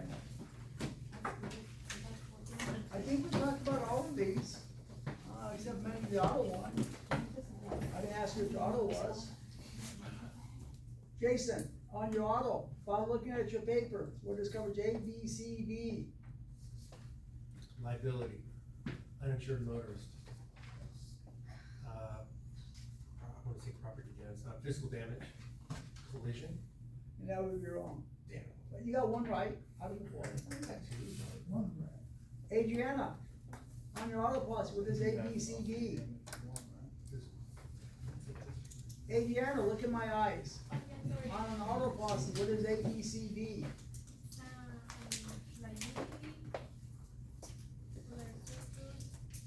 You say two? Auto. Vincent, on an auto policy, what is A, B, C, D in that order? Liability, medical, uninsured motorist, and physical damage. That is correct. You have to know your A, B, C, D in that order. D, what is it? That brings us to chapter 3. Inland marine insurance is actually personal inland marine insurance.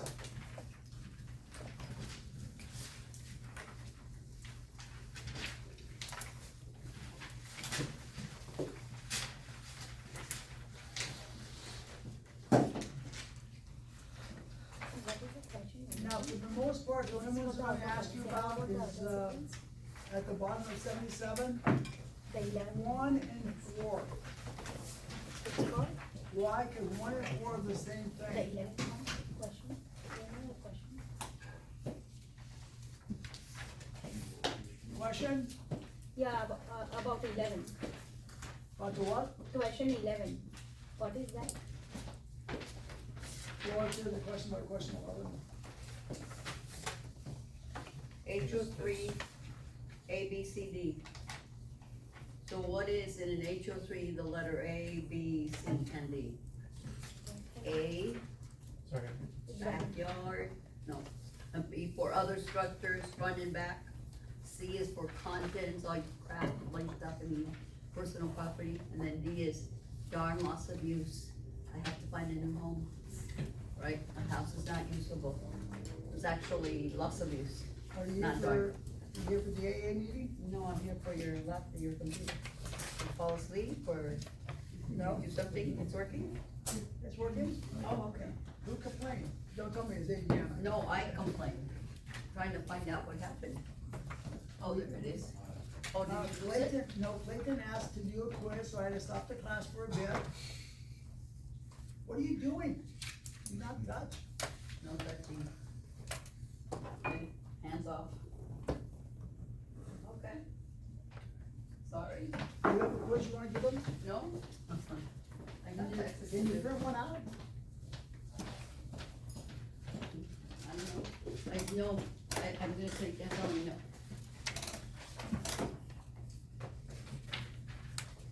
So number 1 and number 4 are the same thing. one is separate by itself. Number 4, you would add it to your homeless policy as an endorsement.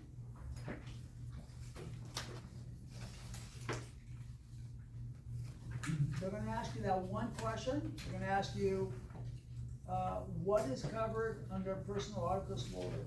And one of the 4 choices says what, Ricky? What's covered under the, personal articles loader? I told you twice. What's covered under the, personal articles floater? No, but this is an interim policy. Who remembers what the answer is? Breakage of glassware during an earthquake. Glassware. So that's gonna be the answer on the test. For a boat? For a PAF. Oh, I thought you were talking about the boat. I don't know. This is a drug-free class wrestling. If you have any drugs, you have to share with your rest of the group, but that way we're at the same level as you. We're on like chapter 3 and Would you be able to explain? What is the question? What part I didn't? What is the act under person? So, Personal PAF is articles when you have certain, loader. items that are expensive, and you wanna have them covered. So, it's like her ring over there, her hubby bought it for her for $20,000. So I would recommend to her to put that under the personal articles folder. So if her husband paid $20,000 for it, she has to go get it appraised. Now, if the price is for $25,000, she can now insure it for $25,000 in the PAF. Whatever happens to that ring, she gets a check for $25,000. She loses it. She's swimming across the ocean, it falls in the ocean. She gets or whatever I said, $25,000 for it, whatever the price value is. So they're gonna check out her credit, they're gonna see if she's up to date, and she's trying to take advantage of the insurance company, but they check her out to make sure, yep, she's a good risk, they'll insure for that amount. So I had a student in my class one time, she worked for State Farm, and, when you walked into her office, she was the only one you would see. But she didn't have the license, but she did all the work. The agent was actually in the back room behind her. So she's in class, and, she comes, she says, Lee, I lost my diamond ring. She just got engaged. Forgot her name, actually. And she says, Lee, how much am I covered for? I says, do you have a homeless policy? She owned a condo, so she had a condo policy. I said, go ask your agent, cause I don't know if you have that under the PAF or what do you have that under. And she went to see her agent, and the agent said to her, how much did your fiance pay for that? And she said, I don't know. He says, go get the receipt from your fiance. You want me to go tell him I lost a diamond ring he gave me a couple days ago? Are you kidding? So of course, when women are very good at figuring things out, so she went to see her fiance, darling, I love that diamond ring, I'm giving it clean. They asked me to give them show them the invoice which you paid for so we can insure it. And he gave her the invoice, $5,000. She said, oh my God, he does love me. So took her back to the insurance agent, but because she lost the diamond ring, the most they pay is $2,000 at that time. So it was only under the HO, not, PA. It wasn't under PAF, And, I saw her 2 years later, and she said, hey, remember that time I told you about I lost my diamond ring? I found it. Guess what was that? It was in the couch. So she's cleaning the house one day, she lost the ring in the couch. And she's moving, she found the diamond ring. So when you find it, what are you supposed to do now? Because they gave her $2,000 for that ring. She's supposed to get the money back or give them the diamond ring. So what do you think she did? She kept the money and didn't tell them anything.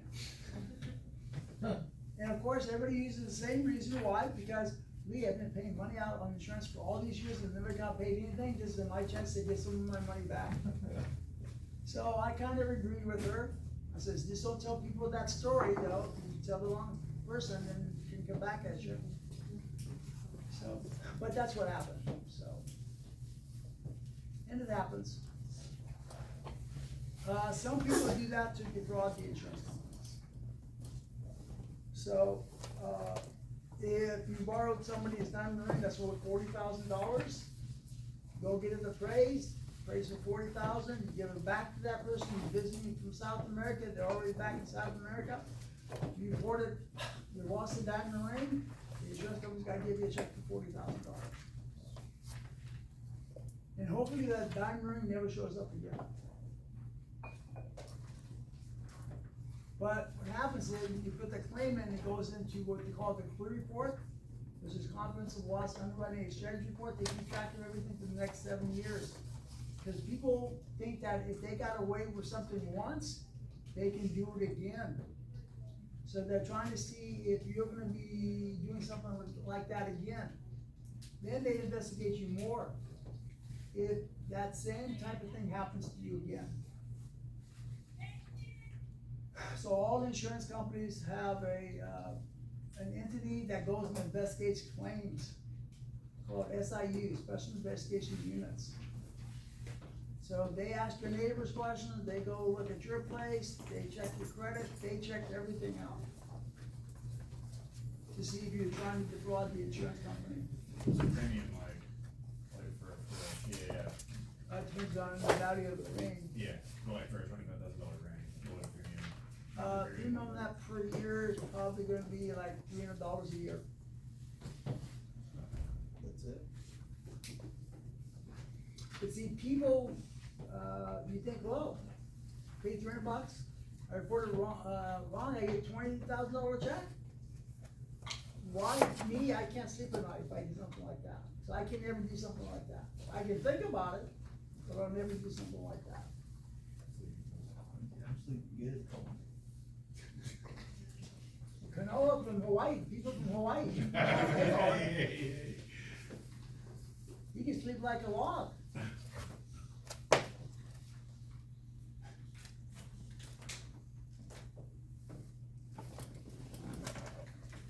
But the problem is, when you do something like that once, you think you can do it again and again.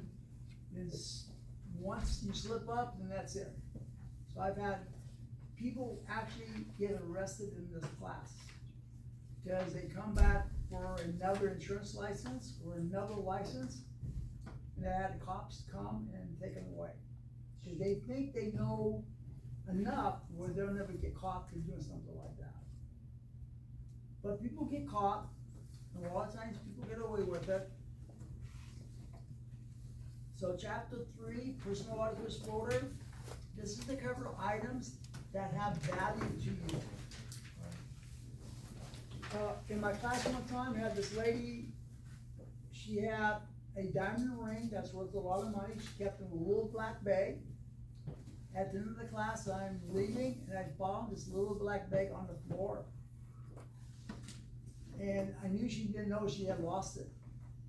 Next day, I had an auction to see who would give me the most money for whatever was in this little black bag. And she's looking around, she, wait a minute, that's mine. She didn't even know she had lost it. So, not a good idea to keep your very valuable things in your purse. I had another lady who kept her diamond ring in her safety deposit box. The only time she ever saw that is when she went to the bank. Then she would open up her safety box and look at her diamond ring. Put it on the PAF so you can enjoy it. If something happens to it, your insurance company's gonna pay for that.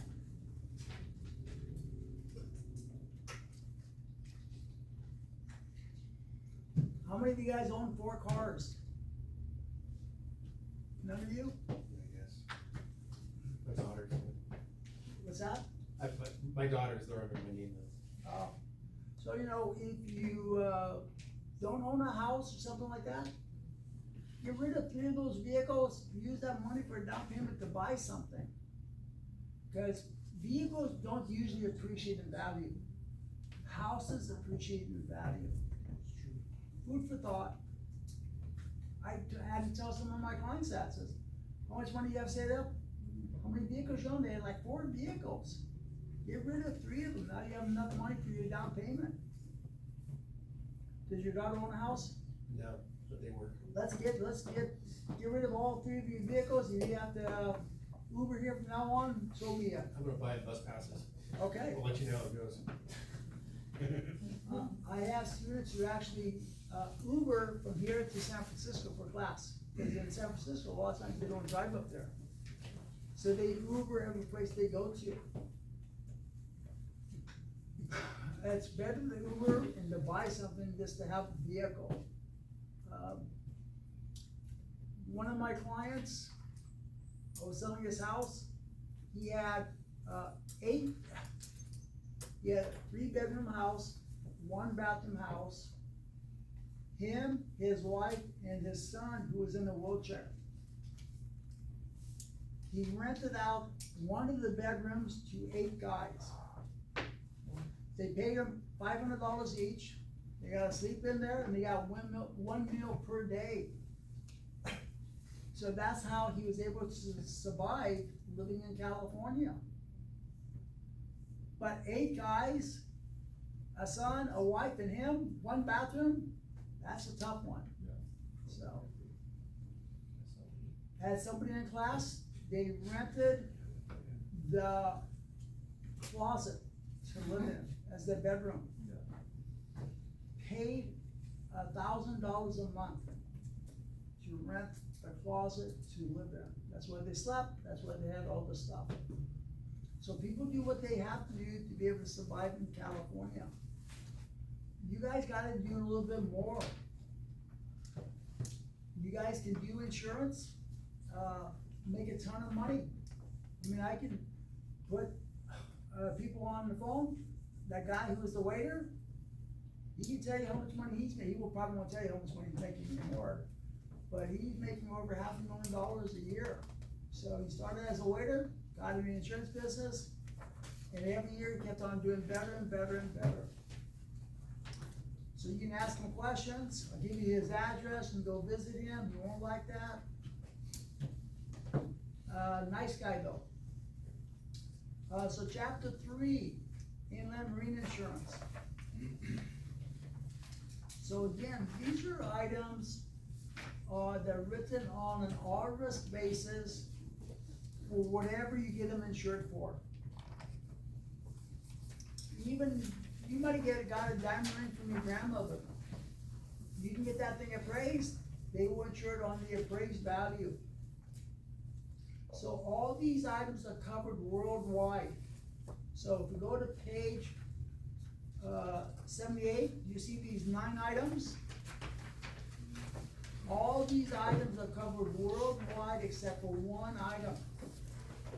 And that 1 item is fine arts. On this test, they're gonna have a question. All the following are covered worldwide under the PAF except for fine arts. Or they're gonna say, what's the territory limits for fine arts under a personal auto disclosure? Answer, US and Canada only. So if they ask you, what's the territorial limits for fine arts under the personal auto disclosure? US and Canada only. Otherwise, everything else is worldwide on this.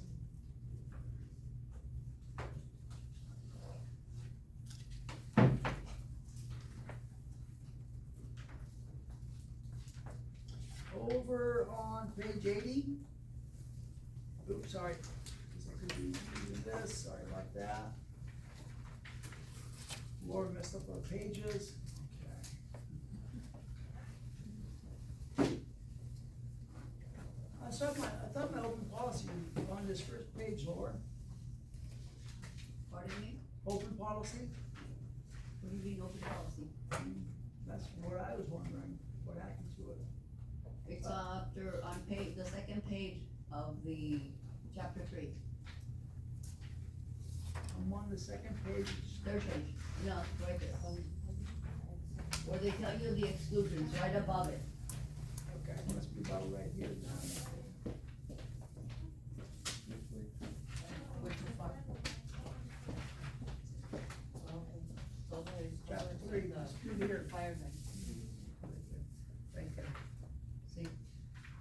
most file forms are written on an open peril basis, so all the losses are not excluded. No, I was looking for open policy. Okay, I do not know what is an open policy or what. No problem. Gotta be coming up here. Open policy. Open peril coverage? No. So, again, all these things can be covered under the PAF, which is the same thing as the scheduled personal property endorsement. Everything is worldwide except for fine arts. That is only US and Canada only. Have to know that for the test. It's too easy to hide, a piece of art.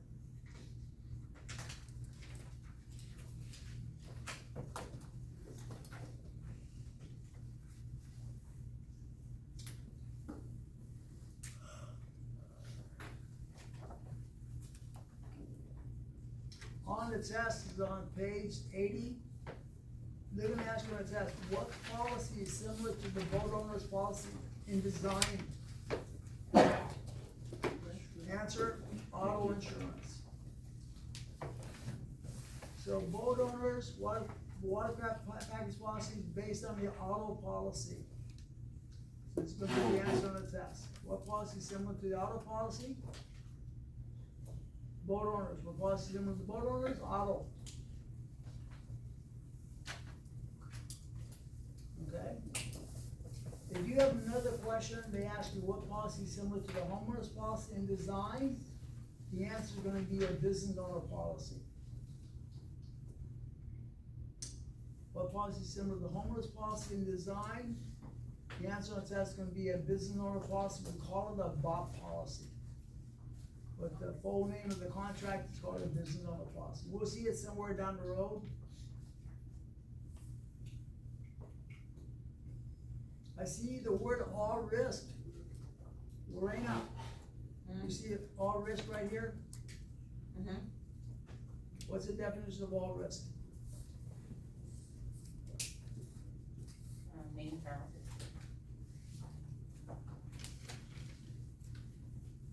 All risk is the opposite of main perils. On your front cover of your book, can you write that down? All risk is? In here. You forgot what that is? I cannot ask you 10 more times.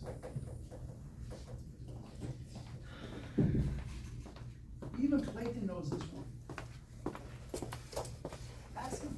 I'm all concentrating doing other stuff. You don't care what Clayton is doing? Okay, Clayton. All risk is, all perils minus exclusions. So it covers against all perils except those perils specifically excluded. So that's the magic of repetition, Lorena. Repetition is the mother of all learning. So you might think I'm picking on you, I am. Because I want you to pass this test. Going to page 81, you're gonna see a yacht policy. Now, they're not gonna ask you about a yacht policy though, but they're gonna, a yacht policy is under an ocean marine form. On the test, you have to know what hull insurance covers. So under ocean marine, we have hull insurance, we have trailer insurance, we have P&I, we have medical, and we have workers' comp. They're gonna ask you, what does hull insurance cover under an ocean marine policy? Answer, the vessel, the engine, and the fuel. That's gonna be the answer on the test. Hull insurance covers the vessel, the engine, and the fuel. So Lorena, if you don't want me to pick on you anymore, you have to give me another victim in the class that I can pick on all the time. So, do you wanna transfer that to somebody else? Are you okay with it?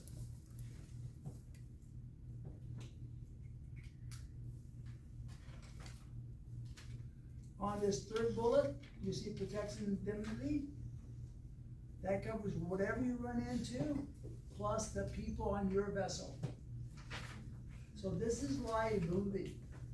So if I hit another vessel, it covers the damage to the other vessel, all the people on the other vessel, and all the people on my vessel. If I hit the pier, it covers the damage to the pier, the people on the pier, and all the people on my vessel. So you have to know both of these for the test. Vessel engine and what color? Home insurance. Hot insurance. Oh.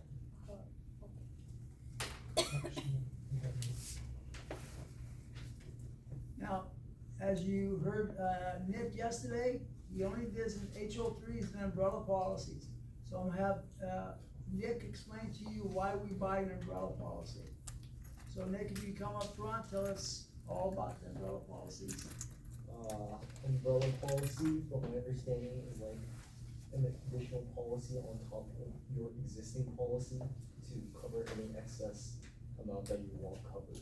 Can you show us on the board how that would work? Oh, jeez.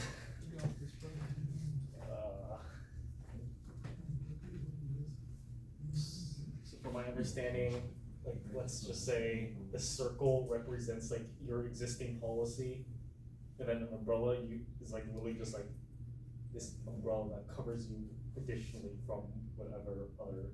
Are you gonna put 2 eyes and a nose and a smile? Yeah, so this guy, your existing policy, and then this is like your little umbrella that covers from any additional other liabilities that you may face that your existing policy may not. Does this cover a car, the house, the building, what? I think it covers everything. Covered in everything. And if God gave you like 2 more guesses? But see, you just said what it covered for. What does that cover for? Whatever's on top of your existing. That umbrella, the hat you have, what does the umbrella cover for? You said it a second ago. All water. So you know enough. That's good. You're selling personal umbrellas or commercial umbrellas? Personal. So an umbrella policy, it has the proper name. So it's only for liability. Doesn't cover your house, doesn't cover your car, it only covers the liability that comes with owning a car or owning a house. Most of the time, we sell a $1 million policy. I think the most that most companies will go up to is $5 million on an umbrella policy. But to buy this umbrella policy, you have to have auto covered. So if you own 2 autos, you have to have both of these autos under the umbrella policy. And you're required to have 250/500/100 of auto liability on all your vehicles. And if you own any real estate, so let's say you have an HO4 or an HO6 or HO3, on this policy, you have to have under your liability $300,000. If you own 3 houses, all 3 houses have to have $300,000. Then all 3 houses can be under the umbrella policy. So the umbrella is excess liability over the homeowners, over the auto. So if you own an auto, you own a house, you gotta have both of these. If you have 2 cars, each car has to have 250, 500, 100. If you own 1 house, that's gotta have at least 300,000 in the liability. Then the umbrella policy is excess over this. So if you have a car accident, this pays first. If this is not enough, your umbrella policy kicks in. If somebody gets hurt at your house, this pays first. If this is not enough, then your umbrella policy kicks in. So it's excess liability over other insurance policies. Does this have a deductible? Well, I mean, it has to just, the moment the original policy is over, then the umbrella kicks in, so I guess no. And you're so close. So the umbrella policy also has a deductible. It's called the SIR. this stands for self-insured retention. What this is for is, let's say he has 2 cars and 1 house. He has this umbrella policy, he goes out and buys a 3rd car, but he never tells his insurance company that he has his 3rd car that he has the umbrella policy with. He has an accident with that 3rd car. His umbrella insurance company says, you didn't tell us about the 3rd car, you have to pay the deductible first, then we'll kick in for this. So this is when you don't have underlying insurance, then you have to pay out of pocket. In California, you usually use a $5,000 deductible with this guy here. If you buy another house, you don't tell the insurance company, something happens, that has to be paid first before the umbrella policy kicks in. Yep. So even though they never insured the 3rd vehicle at all, their liability coverage still works from the umbrella business to pay $5,000? Well, no, what's gonna happen first is, in auto insurance, which we haven't got to yet, if you acquire a 3rd vehicle, then you automatically get liability coverage for what you have in your existing policies for 14 days. And that's only on a 3rd car. 3rd, 4th, 5th car. Okay, so if you already have a car insured, then getting another one, you automatically get basic liability. So, let's say you own 1 car. And this is what you have. And let's say this car is a 2020 Ford. And you go out and buy a Bentley. You never tell your insurance company you bought that Bentley. The Bentley is worth $500,000, well, $200,000. So what happens is your auto insurance automatically will cover the Bentley for 14 days for liability, 14 days for physical damage based on your other policy. That allows you enough time to tell your insurance company that you just bought this other car. I see. That was a new law that passed. That was really a good law. That was the answer to that question off on the side there. Yes, Clayton? Minimum liability for the auto policy is $250 for the umbrella. To get the umbrella, To you get the gotta have 250, 500, 100 on your auto. Are those numbers we need to know? Yeah.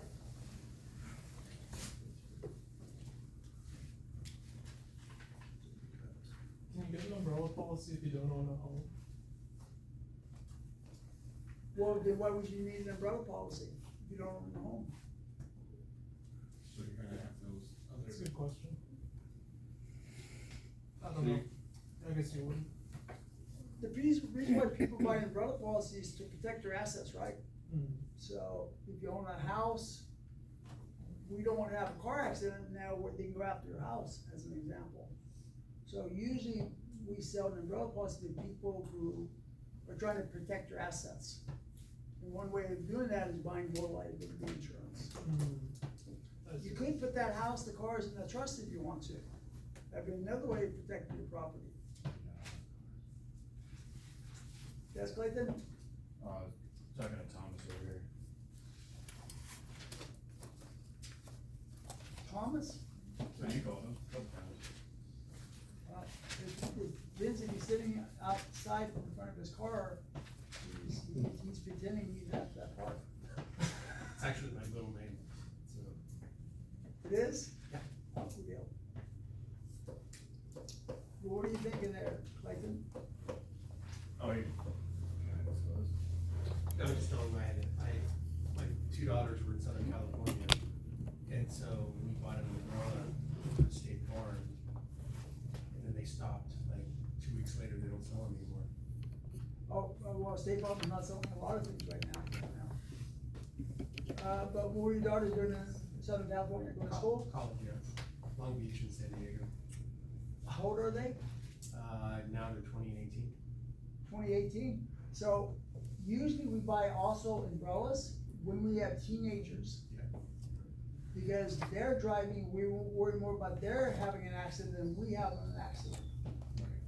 So that's why we buy an umbrella. They give you 30-day notice on that? Cancellation for the umbrella? No, they were just gonna stop selling. Oh, So they my agent stop- said, hey, they if you give wanna you get it. one, you better get one now. Yeah. You can still pick up an umbrella someplace else. It's a good policy, especially when you have teenagers, and they're doing that driving. That's exactly it.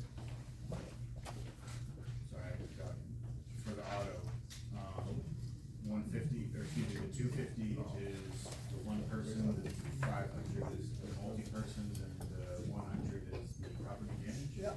Okay.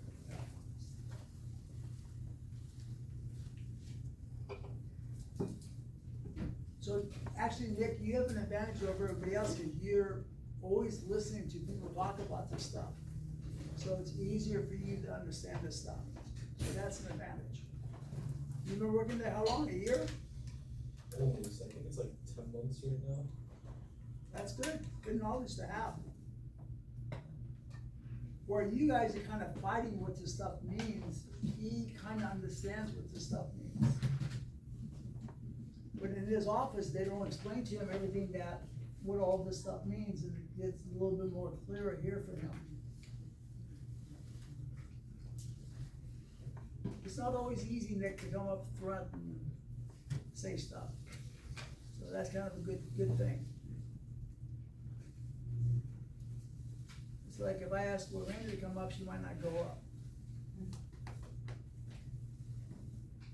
Okay, any other questions on this? Yeah, State Farm stopped selling almost everything. Homeowners, I don't even know if they sell autos. Yeah. They're selling autos or they're not? No, I don't think. There's autos are still selling. That was a big, homeowners insurance was their bread and butter, so it's surprising them to cut back on that. And I still don't quite know why they did that, other than the fires we're having in California. That's my understanding. But somebody's getting hired by a State Farm agent in here. That's you? Yeah. Oh, and Carrie, also Carrie's getting hired. You know, it's surprising to hear that State Farm hires people. So why they need to hire you? They're not selling that much. No idea. Trying to hustle. You have a life license? No, life license? See, I would've thought they want you guys to get a life license, cause they do sell life insurance still. And most of the State Farm agents hate selling life insurance. So they're, look for people who could sell life insurance to their clients.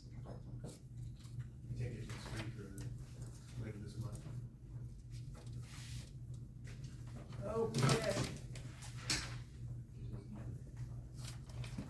No, I apologize, Nick, for putting you on the spot so much, but I always like to listen to see what people tell me. So if nothing personal, I apologize.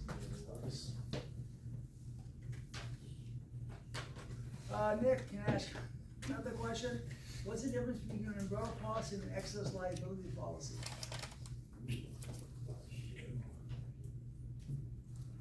So umbrella covers 2 or more policies, like the auto, homeowners.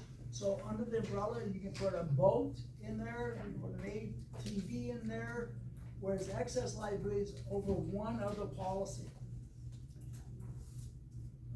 So umbrellas are broader than the excess. Umbrella is always 2 or more other contracts underneath it, excess over one other type of policy. Okay? They don't ask that on the test, so I'm just kind of telling you what that difference is. You have to know the name of the deductible for the umbrella. It's called the self-insured retention limit.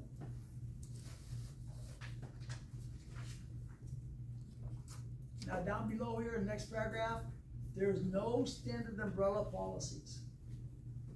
What that means is State Farm's umbrella can be totally different than Farmer's umbrella, totally different than Progressive's umbrella. There's no standardization, no minimum guidelines. We have one policy that's standardized by law. Who remembers what that policy is? What's the one policy that's standardized by law? Auto policy? Standard fire policy? Standard fire policy. Otherwise, all the other policies have minimum guidelines you gotta have in it, except for the umbrella. Umbrella, there's no standardization whatsoever. So if you're gonna buy an umbrella, for whatever reason it is, make sure your agent, you tell your agent why you're buying it, so he makes sure that you're covered for what your needs are. For the test, you have to remember, there's no standard umbrella policies. We talked about ISOs earlier. ISO and American Association, they create policy forms for insurance companies. Insurance companies don't have to use it unless they want to. So they put in there the requirements that, say, the state of California requires you to have. We talked about this, I think yesterday. You have to know your state programs versus your federal programs. You remember those, Jonathan? Anybody remember them? Raise your hand, what do you do? Well, I remember that, everyone that's federal starts with an F, or. Oh, come on up, give a pen, write them down. You can give us all the federal? What's ISO stand for, sorry? Insurance Services Office. I don't remember all of them, but I could identify them on paper. Do you remember any of them? There's the California Earthquake Authority. Coming down, write it down, so put down the list for state and federal, which you remember. Here's two different, here's a good one, black and then the red. So I guess on the state side, we got the California Earthquake Authority, and then the Fair Plan. And then on the federal side, we have FDIC. the, what one? FDIC. FDIC, that's, Yeah. yep. FDIC, which is for banks, and then we have, On the state, assigned risk, which one? assigned risk, What did you say? assigned risk. Assigned risk? Yeah. You ask these guys, don't ask me. Assigned risk for, Insurance. You got, the FCIC, oh, that's, yeah, for federal, FCIC. that's the crop one, right?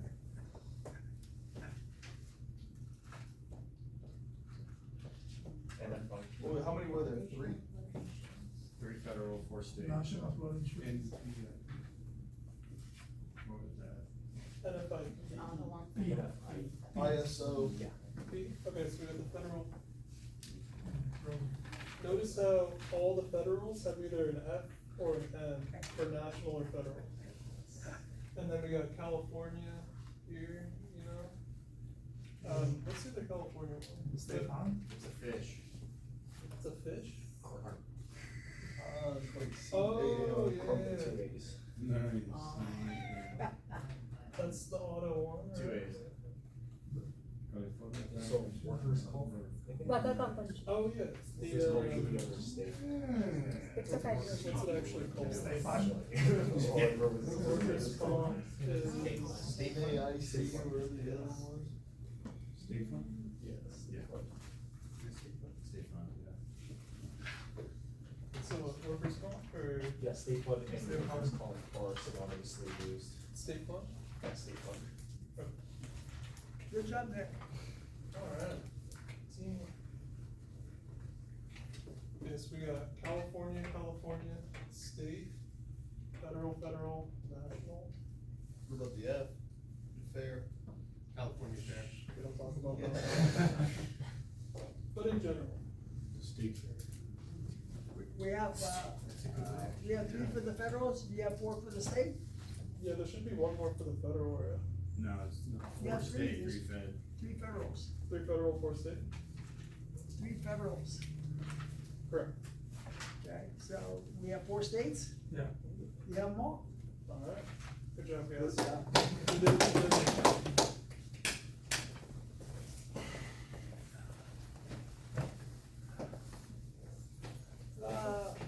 You have to be able to read this handwriting, it's a little handwriting is fantastic.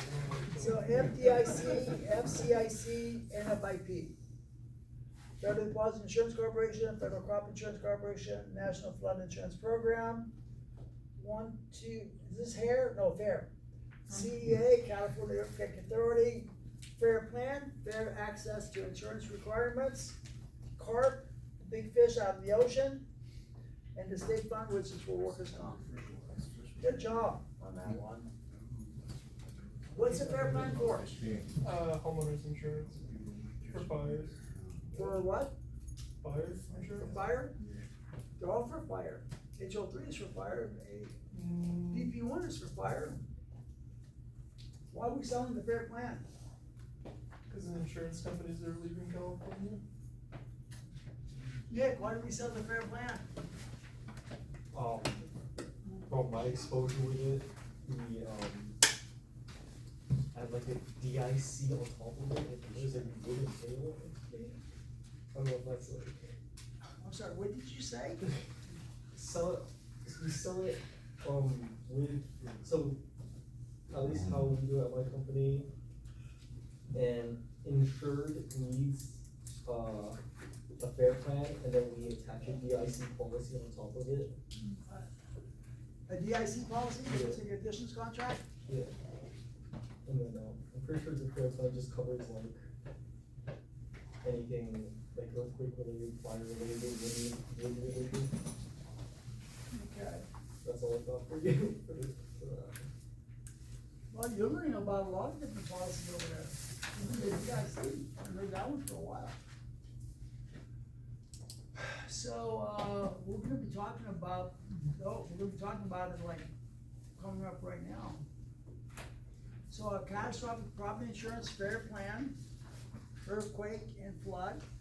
But flood is national flood insurance, that's a federal program. These two are both state programs. On the earthquake insurance, this is a state of California sells this. Because nobody in California wanted to, sell earthquake insurance. So the state of California said, we'll take that upon ourselves. So they created the California Earthquake Authority. It has a 15% deductible standard. So when you buy a homeowner's policy, by law, they gotta ask you, do you want earthquake insurance? You say yes or no. What they did though, probably about 5 years ago, they raised their rates up on the earthquake insurance. So a lot of people let their policies go, because it got to be too costly. So the standard deductible is 15%. What that means is, if you buy earthquake insurance for your house and you got $1 million house, and a fire happens and it's $500,000 of damage to your house, how much does the earthquake policy require you to pay? You have a $1 million earthquake policy, fire hits and does, we'll say $200,000 of damage to your house, there's a partial loss. How much does your insurance company pay? Do they pay $200,000? How much do they pay? But you gotta remember is you got a 15% deductible. What's 15% of 1 million? 150,000. So therefore, if there's $200,000 of damage, the insurance company only pays 50,000. You gotta pay the other 150,000. So you see advertisements on TV, they try to push that, and usually they never tell you about that deductible. It doesn't apply to the damage, it applies to your policy. Like a homeowner's policy, most people have $1,000 deductible on the homeowner's policy. $1,000 gotta be paid by you first before they pay anything else out. So that's the only part I don't like about the CA, they don't tell you really about the deductible, how it works. They do have another deductible where you go 10% deductible, but that means your premium a lot higher. But this is a standard deductible, you just have to remember CA is for earthquake damage. You won't have to calculate anything else when it's assessed.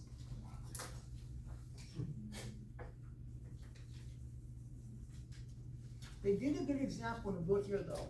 So on page 84 here, this first paragraph, they actually kind of teach you how that works.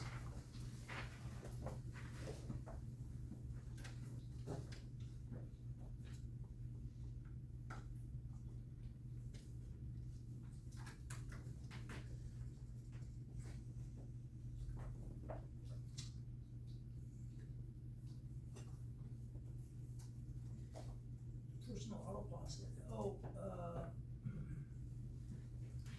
Oh, does your, Clayton, you have auto insurance? If your car is damaged due to an earthquake, does your policy cover? Was it in my garage? Okay, it's in your garage, earthquake damages your car, does your auto policy cover? Yes. So if earthquake damages your car, it's covered under your auto policy, because auto insurance covers for collision and non-collision. Non-collision includes earthquakes and flood damage. If you park your car next to the river overfloods, your car is flooded, covered under your auto policy.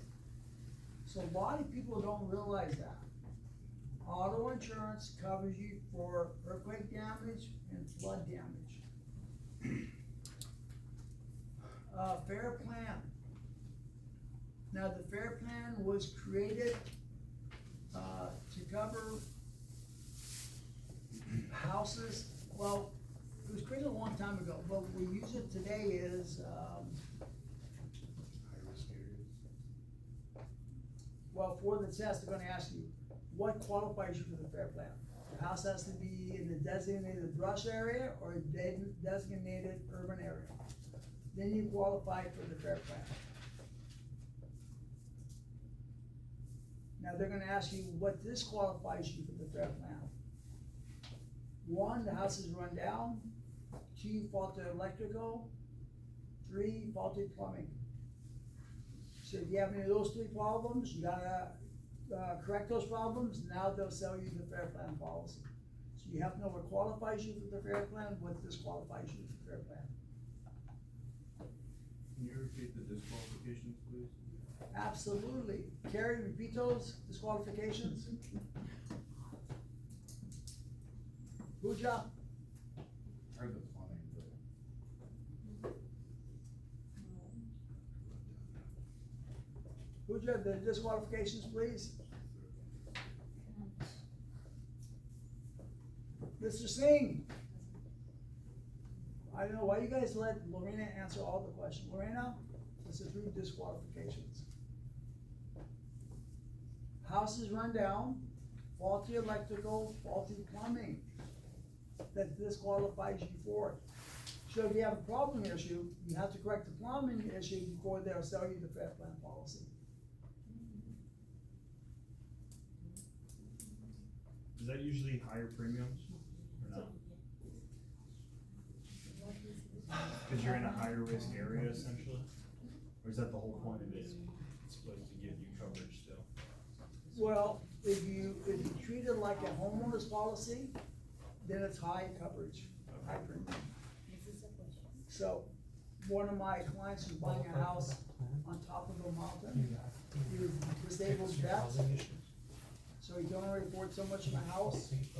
So, but he had to buy the fair plan policy, so what we did for him is I told him to tell the insurance agent to give him a $10,000 deductible, that lowered his premium. I told him to, tell him that he does not want personal property coverage. So by doing that, it lowered his premium way down. So he didn't have really great furniture, so I think he wasn't losing too much by doing that. He wanted the house more than anything else. Otherwise, these things are very expensive. So if you have to buy the house over in Palo Alto, Los Gatos, and your house is worth $2 million, you're gonna be paying $10,000 for this fair plan policy. Very expensive. And hopefully your agent helps you enough. Again, most real estate agents don't know anything about insurance. you guys have to know this to be able to help your clients out.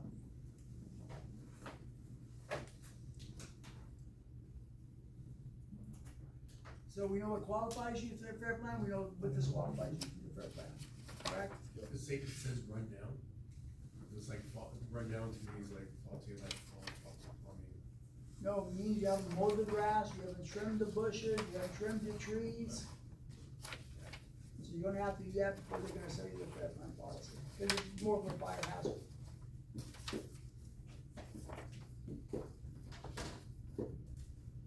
Where are these disqualifications listed? Say it a little bit louder, Where are these disqualifications listed? if you write it down, you'll see it. Oh. I have no idea, Vince.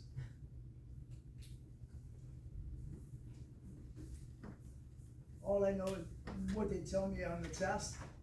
If it's not written here, I don't know where it's at. So the fair plan in essence is a DPG policy. Not on the test, you just have to know what qualifies you, what disqualifies you for fair plan. What are the qualifications again? What's the qualifications again? Lorena, qualified for the fair plan, what's my qualifications?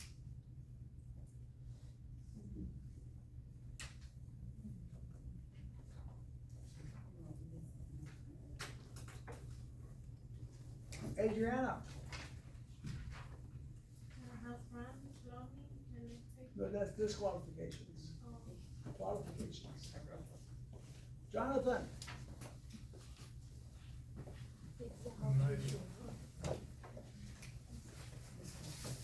your house has to be in a designated brush area or designated, urban area to qualify.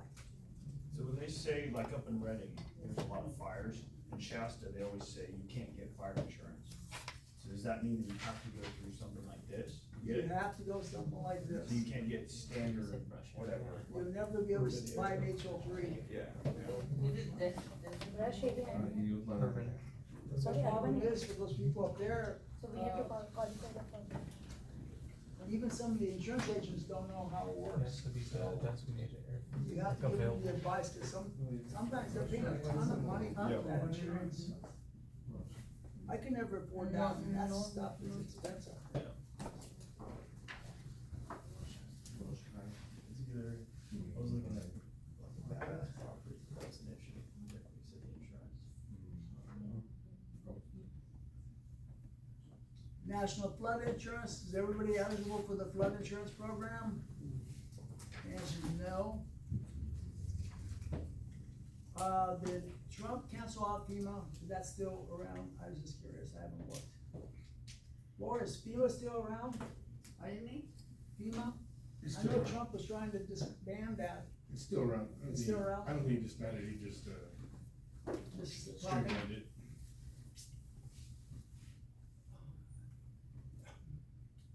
Yeah, I don't wanna talk politics.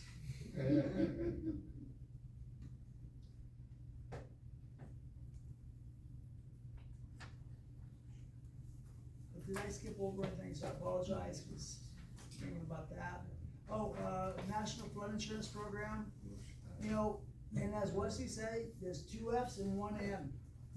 So a lot of people get confused, what does national mean? That's federal, it's not a state program. But it does confuse them because they're looking for federal. So this is a federal program, not a state program. Your community has to adopt the flood control measures required to be able to get flood insurance. So, in this area here, there's a place called, trying to think where it's at. El Viso, you know where El Viso is off of 237, it floods there whenever it floods. And they can't have flood insurance over there, so, because they don't put up the barriers to keep the waters from coming in, FEMA will not insure them. You can't get flood insurance for that area.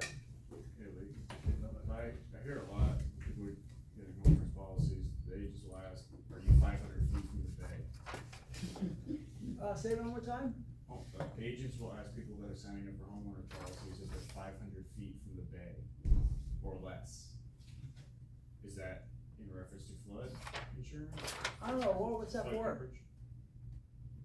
Laura, do you know? You talking to me? Is your name Laura? Sometimes. That has to do with flooding? What was your question?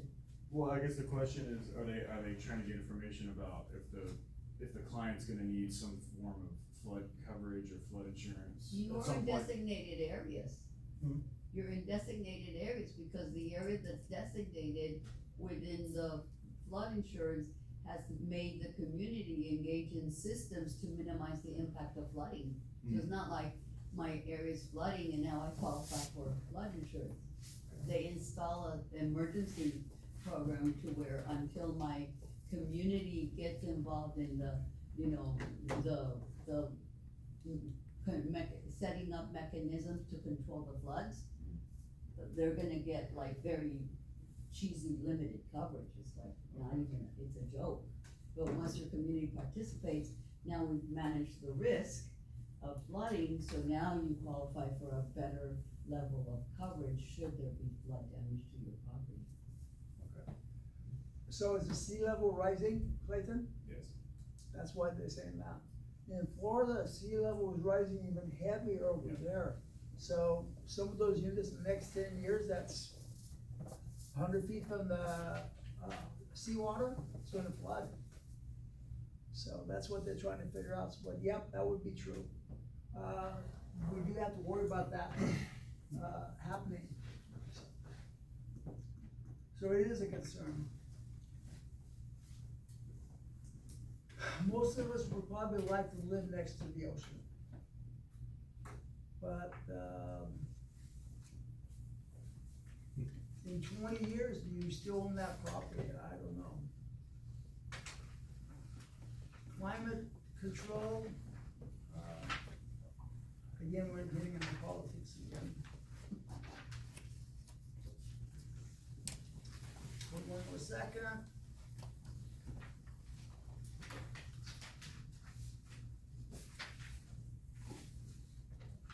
Whoa, you know what that chapter, where the chapter that was, chapter 3. Liability coverage in a boat owner's policy. So a boat owner's policy covers the operation of the boat, so somebody's driving the boat, the passengers in the boat. A flotilla is afraid of boats. So if we all lived along the lake and some of us decide to light up our boats and we go around the lake entertaining our neighbors, we actually hit each other, your insurance covers you for that. Now, so in one, the answer is D as in David. What we don't cover for is if you're in a race where you're trying to win a trophy or money, and you hit another boat, then the insurance is not covering you for that. If we have a friendly race across the lake, cause I think my boat's faster than Henry's boat, we're racing across there and one of us, we hit each other, our insurance does cover for that. You can't be in an official race. So friendly races. Okay. Friendly race is okay. All of the above. Yeah. Your influence of alcohol? Well, why you bring that up in front of Henry? Cause that's not good for Henry. I don't drink. He goes to AA meetings, he can't talk about that stuff, but. Well, yeah, they do have, officers on the lake sometimes that do check to see if you're doing too much drinking and driving, you can drive okay. They just changed the water laws. You have to have a permit now to drive. You used to be able to be a kid and drive a boat. That changed this year. You have to do an online course. Anyone that's gonna drive a boat, you have to do an Oh, online cool course. deal.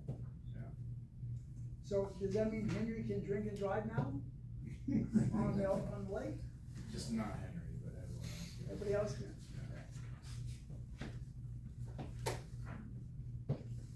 Well, then we would ask, how do they supervise that? But Yeah, no, that's the next challenge, but yeah, there's definitely a good amount of sheriffs on the lake. really, Yeah. Yeah, go to Delta. It's the Wild West out there.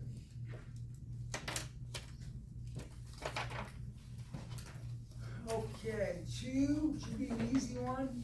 Lorena, what's answer number 2?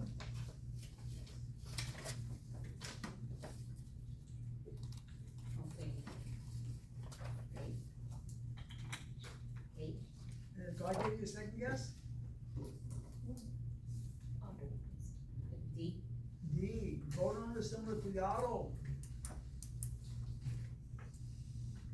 You want this bonus question, or you wanna give it to Adriana? Adriana, on possess, what policy is similar to the homeowner's policy? Special property, What? special property? No. Jonathan, what policy is similar to the homeowner's policy? No, we're still on number 2. What's the question? What policy is similar to the homeowner's policy? So, boat owner's policy is similar to the auto, but they also have another question asking you what policy is similar to the homeowner's policy in design. Remember what it was? I heard a couple of people, they say they know the answer, John, but we're asking you. If you don't know the answer, it's fine. Who knows the answer? Yacht. Catch. Business. In that back room there, there's a machine gun. He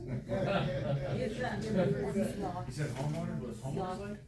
Yacht. What policy is similar to the homeowner's policy? Yacht policy. Business, right? This is on the Pronounce that. policy. Why not right next to the yacht? No, Yacht policy based on homeowner policy design. no, Is it semi or full? The one in the. But spelling same, right? He said yeah. Spelling just said same, yes. right? YAS. Business? Yes, this is on the policy. same as, Which funny, I would've thought. No, auto is similar to the boat owners, and this is on a policy similar to the homeowners.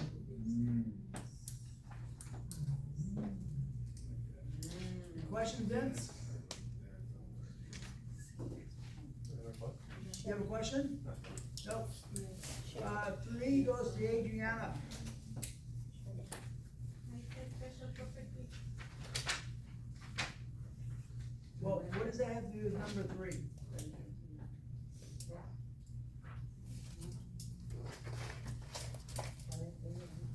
Oh, B. And if God gave you a second guess, good job. So personal property fraud is written on an unscheduled basis. You say, I'm going on a trip, I have these items, I need about $10,000 of coverage, they write you for $10,000 policy. It's unscheduled. So if you got things stolen from you on a trip, on a vacation, they will only pay up to $10,000. Question 4, who wants that one? Wesley, you got both hands up, go ahead. Homeowner policies, Did God give you a second guess? dwelling policies. Fair Plan is a dwelling policy, it doesn't have liability. It only gives you coverage, it actually is a DPG policy.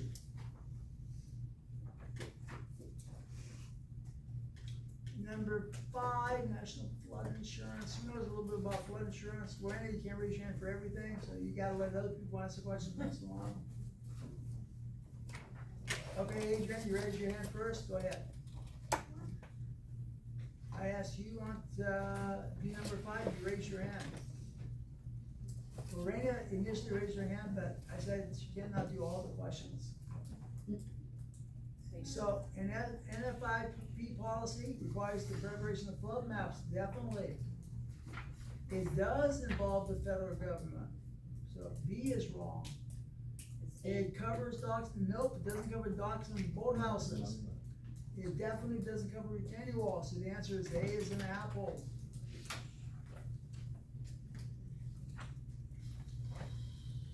Six, earthquake coverage is normally written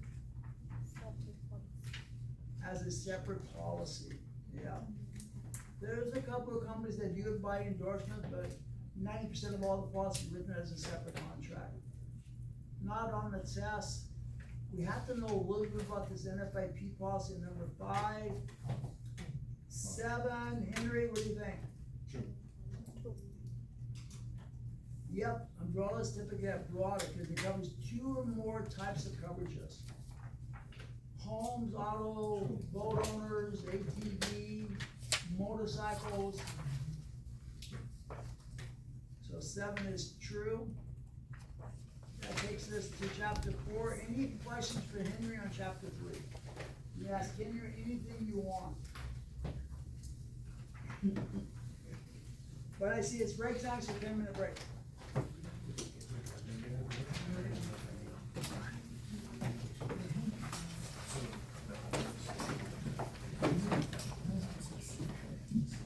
Just a general announcement.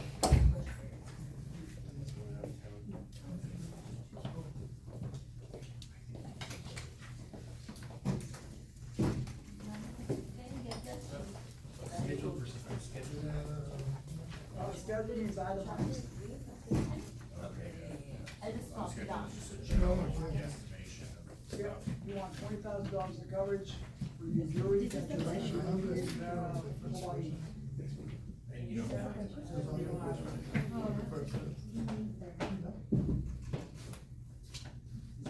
it for like vacations and stuff, or just, Is it apologize? is it for like a short term, like I'm leaving? We're not, you need to buy it again for sure. But you guys pretty much, you know, think about the value. Is any of this already under your PAF? So you're taking some general stuff with you, you wanted it covered. So this would be written on an all risk basis.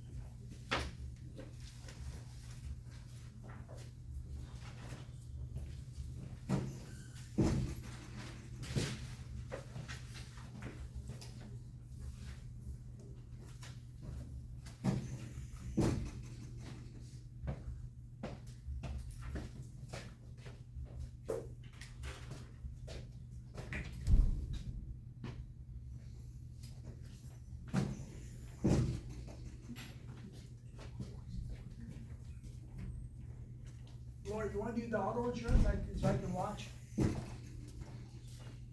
Pardon me?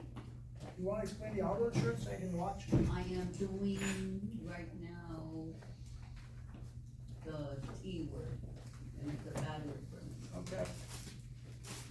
You have my next quiz ready? What? You have my next quiz ready? Can you repeat what you said?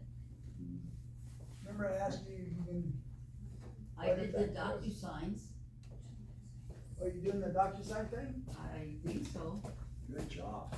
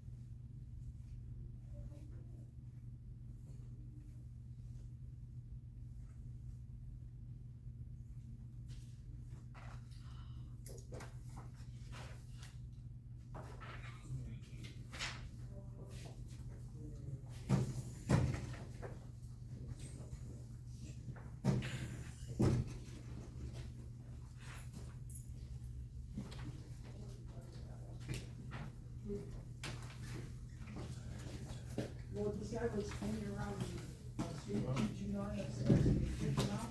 And he wants to, loan out an application for the real estate. Oh,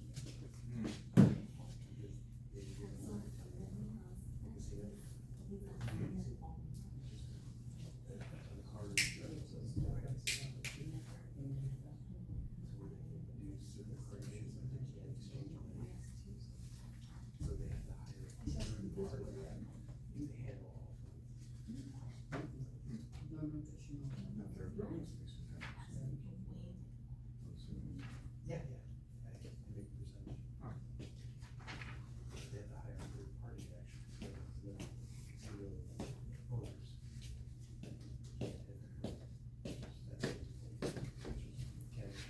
Are we doing that question?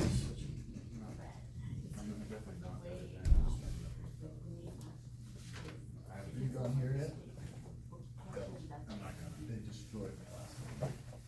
I was going like every day at lunch, I go for a couple $100. No, I didn't win once. I think I lost like $1,800 last week. Just fucking Are around. you asking her For questions? nothing. Yes, I am. That's what Are you asking her questions? You have to pay, so unless you're betting, yeah, so it'd be like my buddies would go in there and play $5 hand, and they still lose money if they win. Exactly, you're betting 6 to win 5.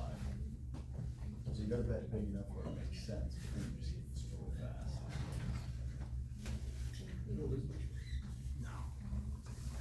Big and shiny for a reason.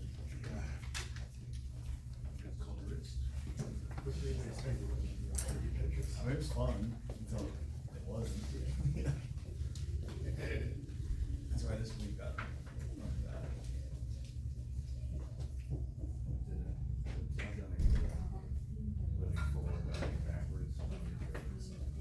I got into that straight. I was in a hotel in Scottsdale, and we're right across the street from Hoffman State. I was with the guys. I was in my system for 7 years.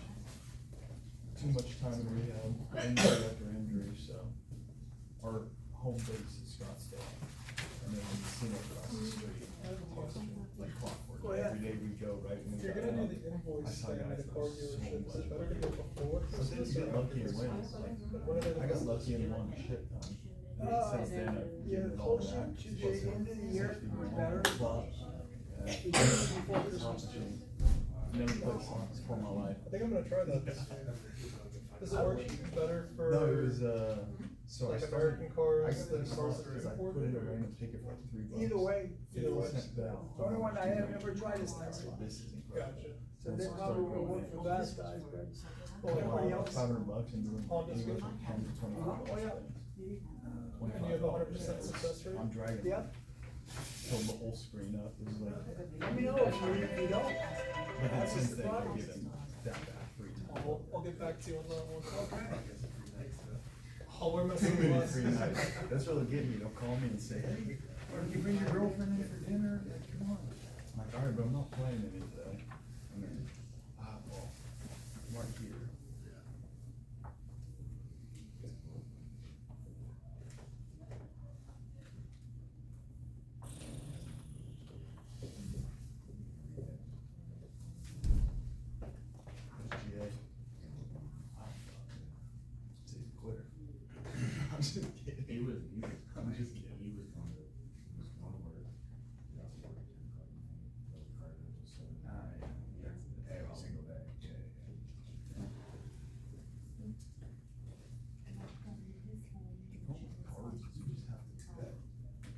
down, that's so much to get back to even.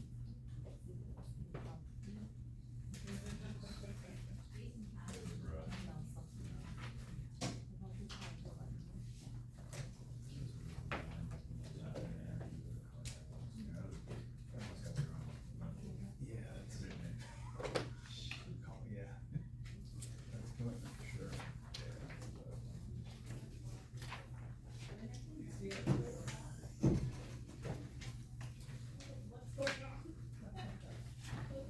Thank you.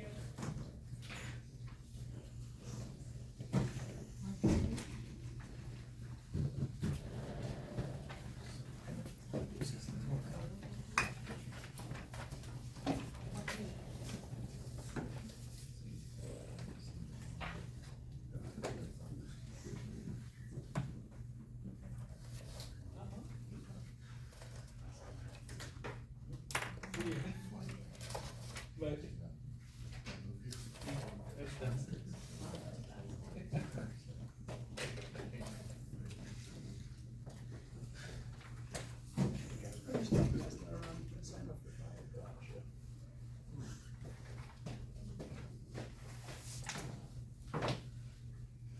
Anybody have any questions on their own auto insurance policies?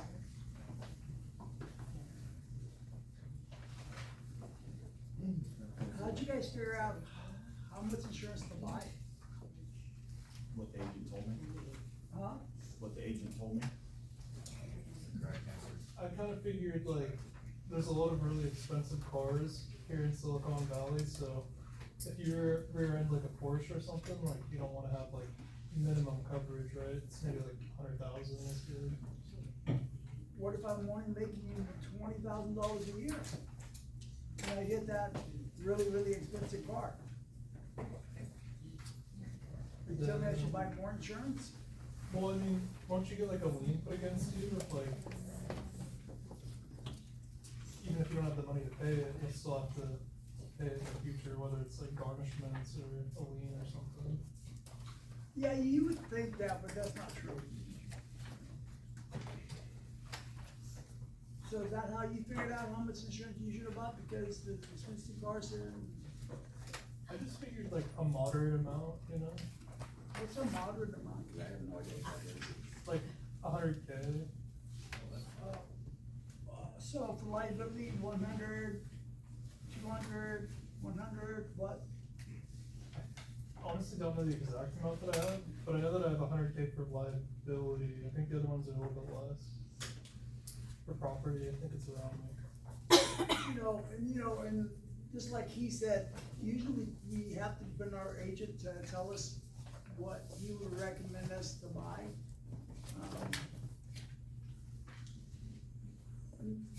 That's better than nothing. So I used to work with an attorney.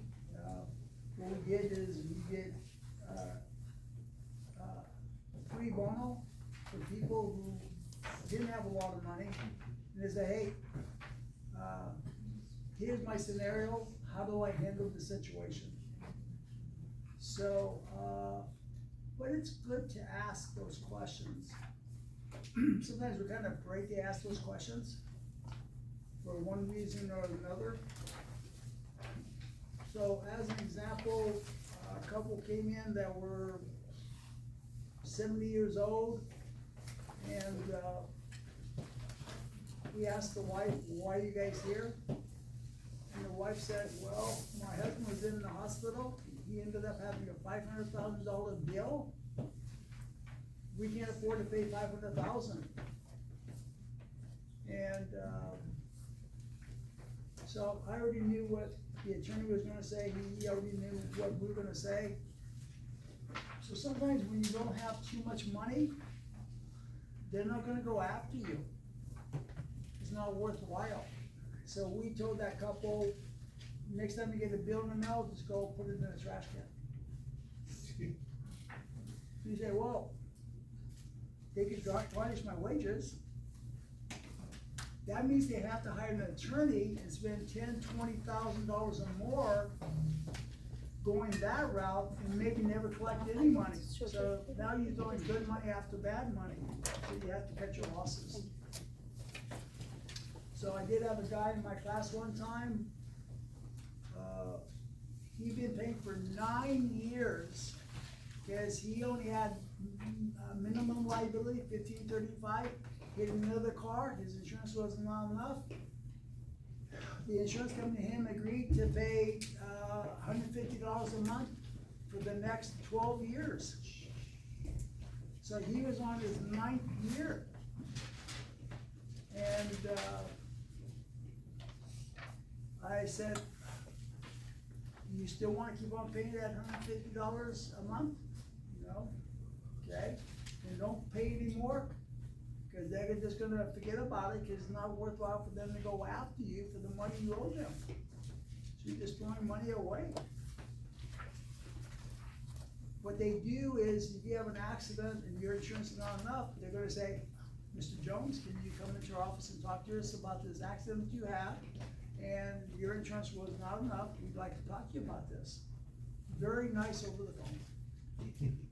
You go into their office, you sit, that person across the desk, nicest guy in the world. They say, I know we all have problems, you owe us, $30,000 for this car accident, could you just cut us a check? Cause every so often they get pleasantly surprised. I said, I would say to him, I don't have $30,000 to give to you. And he'll talk some more, he says, hey, would you like to have any, the cupcakes, we have some fantastic cupcakes, and you want some lemonade or coffee? So, I would tell you, if you're gonna go talk to the insurance guy, take a bag with you, put as much of their stuff into your bag. Cause you did travel all that way to go meet this guy at his place. So, you go back and sit down again with this guy, and the guy says, can you afford to pay us $2,000 a month until this is paid off? You say to him simply, I can't afford to pay $2,000 a month to you. He says, fine, fine. How's your day going otherwise, Mr. Jones? That's going not too bad, except for this. And then you say, how much can you afford to pay us per month? And I'll say, I can't afford to pay you anything per month. He'll say, thank you for coming in. And you leave. So if they ask you to come to the office, more or less because they know they can't get any money from you to begin with, but if they can get you to voluntarily pay every month for the rest of your life, then they would gladly accept that. That's what happens. So what you gotta realize is, if you don't own property, you don't have a job, and I would tell you not to have a job at that point in time. If you owe them $30,000, tell your boss, hey, I'm out of here for a couple months, or for a month, just to avoid the garnishment. But they gotta take you to court to be able to do that. So we recommend to people who don't have too much money, you know, don't be paying that money to those guys. If you have a house or assets though, you can't do that? Well, a lot of times they're doing an asset search to see what you do on it. So, if you own a property, then you might put your house into a trust, and the trust now owns the house, you don't own the house. So they can't touch the house. Increasing your liability doesn't help you, cause one's a home, the other one's a car. So, it's better to put it into a trust like that, not a living trust, but in a revocable trust. So revocable trust means the trust owns the house, you don't own it, you just have control of everything that happens with that house. If you have a living trust, all that does is tell you that in case something happens to you, this person now gets my house. So this transfers who's getting, without having to go through probate. So we always want to get away from probate as much as possible. So that's how all that works. So, you know, I try to help people who don't know what to do. As an attorney, like helping people who didn't know what to do. So, and people don't know what to do, but you have to learn to ask for help sometimes. Some people are afraid to ask for help. I'm always asking for help. If I don't know something, I'll ask somebody. How do I do this, or how do I get around this, or what do I do? So, that's what I do, anyways. So I like helping people, because people do need help from time to time. So I got a good background on insurance, I have a good background on real estate, I have a good background on securities. I went to law school for a year, so I knew a little bit about law, and I didn't really like that, so, but I would never trust my stuff, I would ask other people about this. And then I have other attorneys and friends who like helping people also. And there's associations out there who will help you. If you're from the Philippines, they help Asians, so there's different associations in the San Jose area that helps people who don't have money either. So any other questions up to this point? Pooja, how much insurance do you have for auto insurance? One. None? One. $1? I mean, how much? I asked you. I don't know about that. Okay. How about you, Mr. Singh? It's pretty good. I'm with Tesla Insurance. Oh, Tesla insurance. Yeah, it's pretty high. I don't know what the amount is. I wanna say 500. Has no idea how much liability he carries. Some of you guys can, on your phones, you can download your insurance, you would have knowledge of what you have for auto insurance. Lorena, what do you have? Geico. You have Geico? Okay. How much? Up to 500. So, see, most people don't know how much insurance they have. When she says 500, what does that mean? Premium she's paying. The premium she's paying?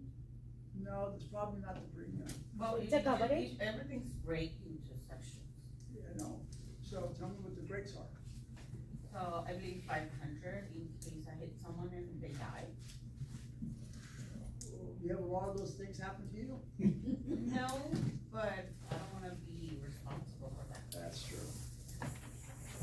Life is expensive. So you're saying you have a single limit policy? A lot. Single limit policy? Single, I have, my husband and my son. Okay. So there's two types of policies, there's the single limits and there's split limits. Most of us have split limit insurance policies. Yes, Okay. So Yes, sir. it's 250,000 per person and 500,000 for accident. And the third number?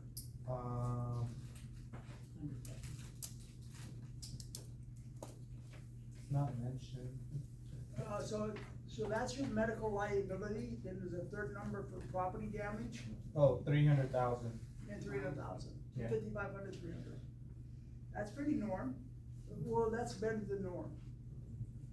In the state of California, we have 25% of the drivers don't have insurance at all. Probably the average, amount of insurance in California is 25, 50, 25, state of California. What's considered full coverage? Means you have liability, medical, and physical damage, That's it? that's it. So everybody should have full coverage then, technically? Nope, not everybody should have full coverage. If I don't have too much money, what should you recommend me to buy? Liability. Liability only, yeah.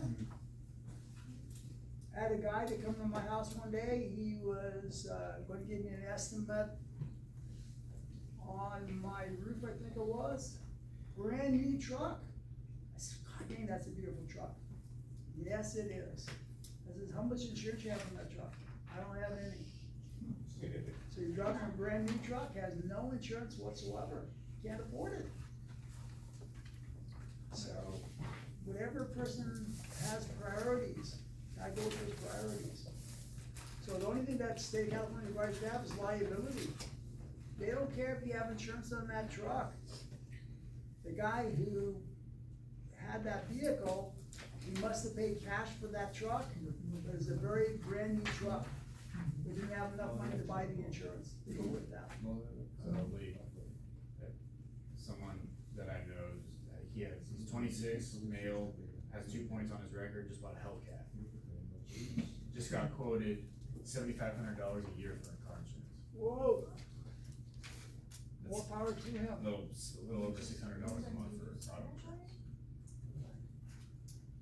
But is that good or bad? That's horrible. Did you get that quote from AAA? No, this is, no. Sounds like AAA. No, but, I mean, the point is, he didn't buy the insurance, he spent all the money on the Hellcat. Ah, Yeah, just like the truck example. Isn't that the most stolen car? It is, yeah. And that's not including the points he's gonna get with the Hellcat. you know, everybody has their own priorities. Yeah. Where they put one thing ahead of something else, and that's okay, because we're all different. So all I'm doing is going to teach you a little bit about auto insurance, but you gotta know for the test about auto insurance. But with this guy, he's talking about, he loves that vehicle though, so doesn't make a difference if you can afford the insurance or not. So, what would I do with him? So if it was cheaper, he could afford to buy it, buy the insurance. Yeah, I mean, he cleared his bank account to buy this car. What's the last one? He cleared his bank account to buy the car. Oh, wow. So I was with AAA and I was paying a little, like double what I'm paying now, and I had less coverage with AAA. I went with Tesla and they gave me full coverage, and two of my vehicles are fully covered, fully insured. Are you bad mouthing AAA? Yes. AAA is a good company though, I like them.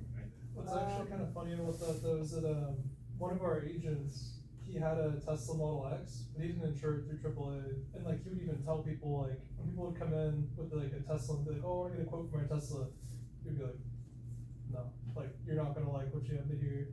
So I guess, electrics, especially Teslas, are very expensive to insure. But I'm insured for non-Tesla vehicles with Tesla. Yeah. But you have to have a Tesla vehicle to get their insurance. Nope. No? Nope. Oh, good. What number do I call? I'll Yeah, it's Talk to you. yeah, let me know, I'll give you guys the broker's number. But when you're looking for insurance, you know, insurance companies will have different rates for different types of vehicles. So what I used to do is, if you had a Honda, if you had a Mercedes, I would put you with a different insurance company because they would give you a better premium, say for Mercedes than another company. A better rate with this company for a Honda than this other companies. So you do have to hunt around sometimes to find out what company is best. When they have too many claims, then they raise their rates. So sometimes when my clients had a particular vehicle, they would raise their rates from the company because they had too many claims, too many losses, so we move them over to a different company in that case. But that's a pretty good deal, what you're getting there. Yeah. So, tell us the name, the phone number, I'll call them up, I'll ask them questions, see what I find out. Yeah. I like learning. So, why do you think you got such a better rate than that AAA? I mean, that's a good rate. I have no idea, that's, yeah, I'm paying like 140, a little less than 140 for two vehicles. I was paying like 360 with AAA. Well, and I do that, I switch from one carrier to another depending on what my rates are, cause I know my coverages, I'm okay with that. So for this test, chapter 4 is auto insurance. So we have liability, the first two numbers, 25, 50,000, that's medical.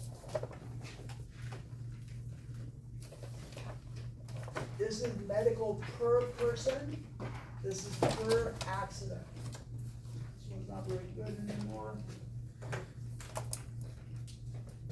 So we have to understand that concept, per person, per accident. Okay. This will help you understand one of the 3 hardest questions that's on the test. So this is like 1/3 of the question that you're gonna have to know, figure out this one answer on the test. But in liability means for any one person I hit, my possibility is up to 25,000. For everybody I hit, my possibility is up to a total of $50,000. Okay so far? So it was per person and the next one was? Per accident. Is that also called multi-person, like the per accident? multi-person, I never heard of people call it multi-person, but multi-person, that'd be good with that one. Yeah. What's the 20,000? This is whatever you hit, property damage. Property damage, Yeah. thank you.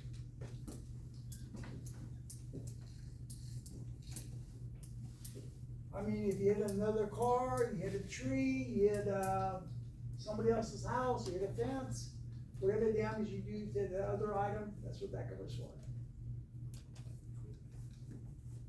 So we're okay with this. Anybody not okay with this? So here's gonna be a question on the test. I have 25,000, 50,000 of medical liability. I hit 3 people. One person's medical bill is $30,000. Another person's medical bills that I hit is 19,000. Another person's medical bills that I hit is 40,000. How much will my policy pay total? 50. So what you gotta remember when you see this question on a test, nobody can get more than 25. So this guy can only get 25. This guy gets 19, this guy gets 25. But when we add them all together, it cannot go over this number, which is 50. Okay? So that's the first one. Do they all get equal? Well, yes and no on that one. So the guy who only had 19,000 or whatever it was, he's not gonna get equal. So these two guys would divide the difference. If the guy's at 19,000, then these two guys would split the difference of what's left. On the test, they're gonna have you hit 3 people. They use these numbers here. One person's medical bill is 17,000. Another person's medical bill is 9,000. Another person's medical bills is 20,000. Hold on a second, I'm thinking.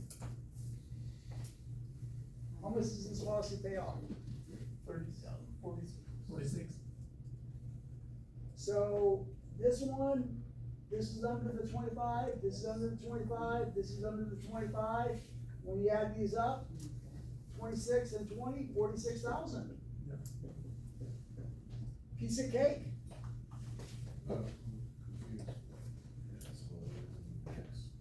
What you gotta always remember, we can never pay more than 25 for any one person. So if we have somebody at 17,000 and somebody at, don't help me on this one, 28,000, and this guy's at 12,000, how much does this one pay? 57. 50. So this guy gets 17, this guy gets 25, this guy gets 12, 7, 5 is 12, 14, 3, 4, 5, 54,000, can only be 50,000. So what if this guy is 9,000? Now how much do these guys get paid?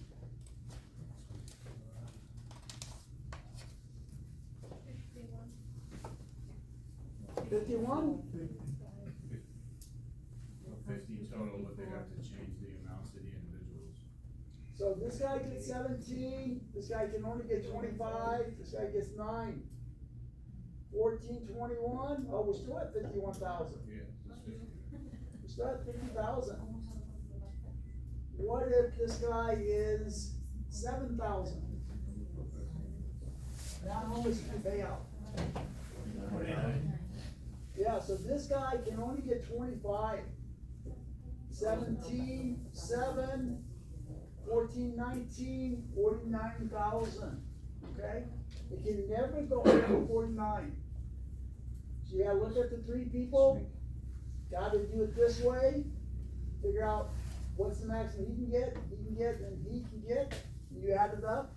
So usually on the test, it's gonna be right before 50,000. If this added up to 51,000, then the answer is 50,000. Okay? So we're gonna get a question on the test on this. This is per person, per accident.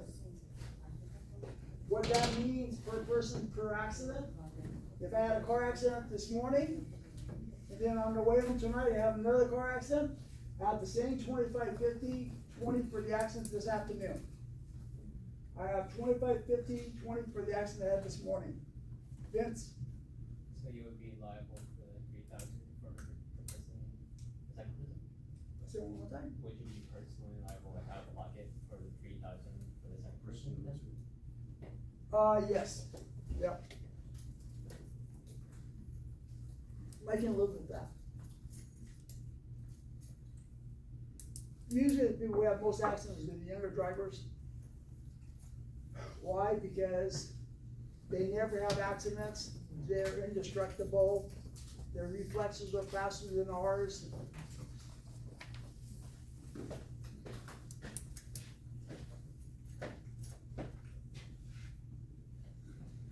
And then we worry about them till they get home at night to make it through, to see if they made it through the evening.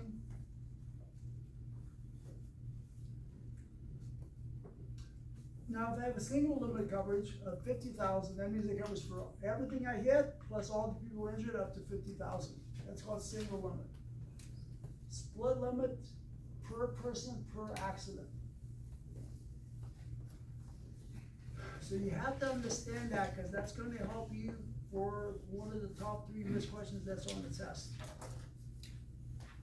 Since I've only given you almost half of that question, I can't give you the whole question yet. So we have liability, medical.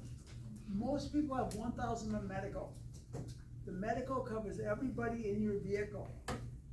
So if I have these 4 people in the car with me, I hit this wall, my medical covers all 5 of us.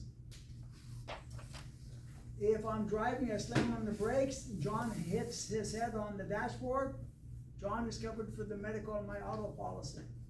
So it covers you if you're the only person in the vehicle. If I'm getting in my car and somebody's distracting me, I slam the door on my fingers, my medical covers for my fingers being caught in the door.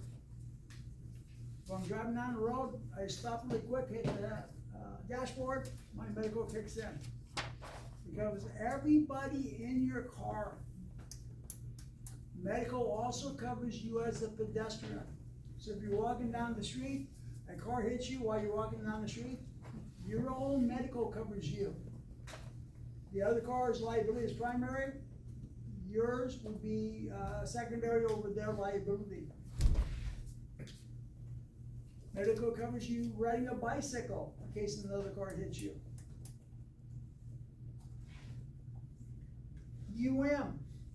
Uninsured motorists, did I put them out there?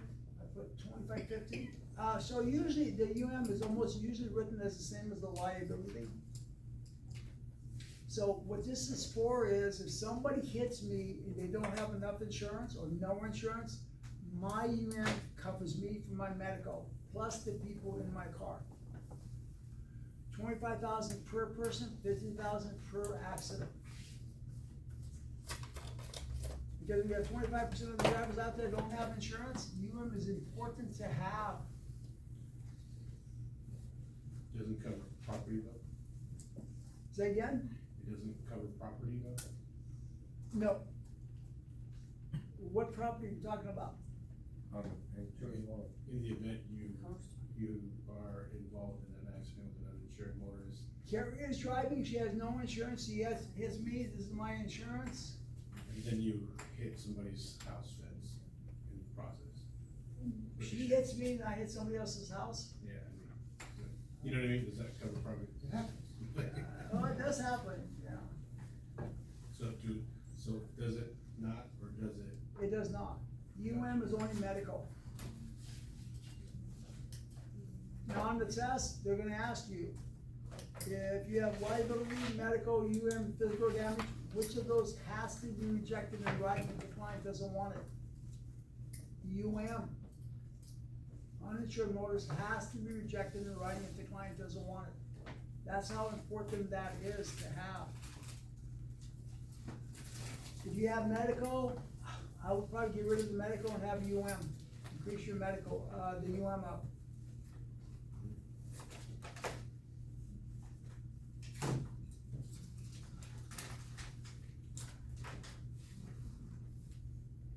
Collision, non-collision, which is coverage D, you have to know the definition of collision for the test. Collision is impact with vehicle or object or it's upset.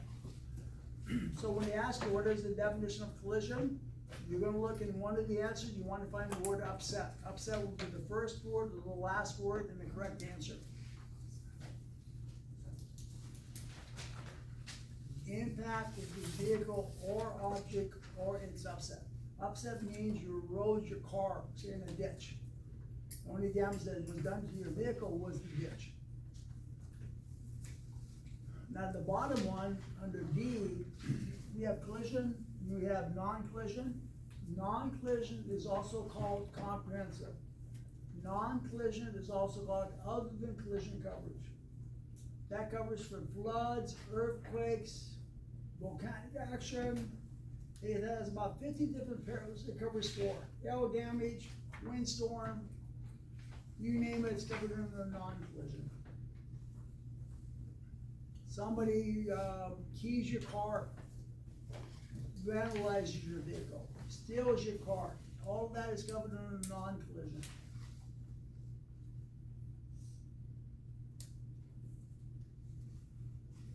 Hopefully that guy does not have insurance, has a Hellcat, right? He doesn't. So he locks that up pretty well at nighttime, he has the locks that puts on the steering wheel. Put a boot on it too. He puts a boot on it too. Yeah, And he sleeps in the car at nighttime? more than likely. Yeah. He's got heated seats, why not? Just throw it over.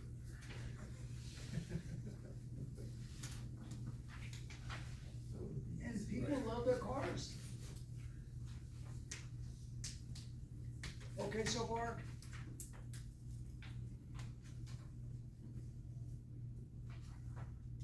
So for this test, we're gonna have to know A, B, C, D in that order.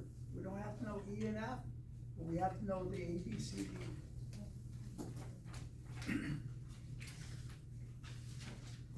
Homeowners, we gotta know that A, B, C, D under an HO3.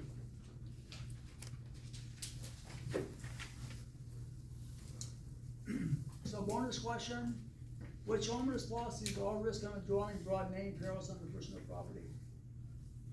Which homeowners policies all risk on the dwelling, broad name, perils on the personal property? HO3. So I think I mentioned it yesterday, I'm not too sure, I just wanna make sure I mentioned it. You have to know that for the test.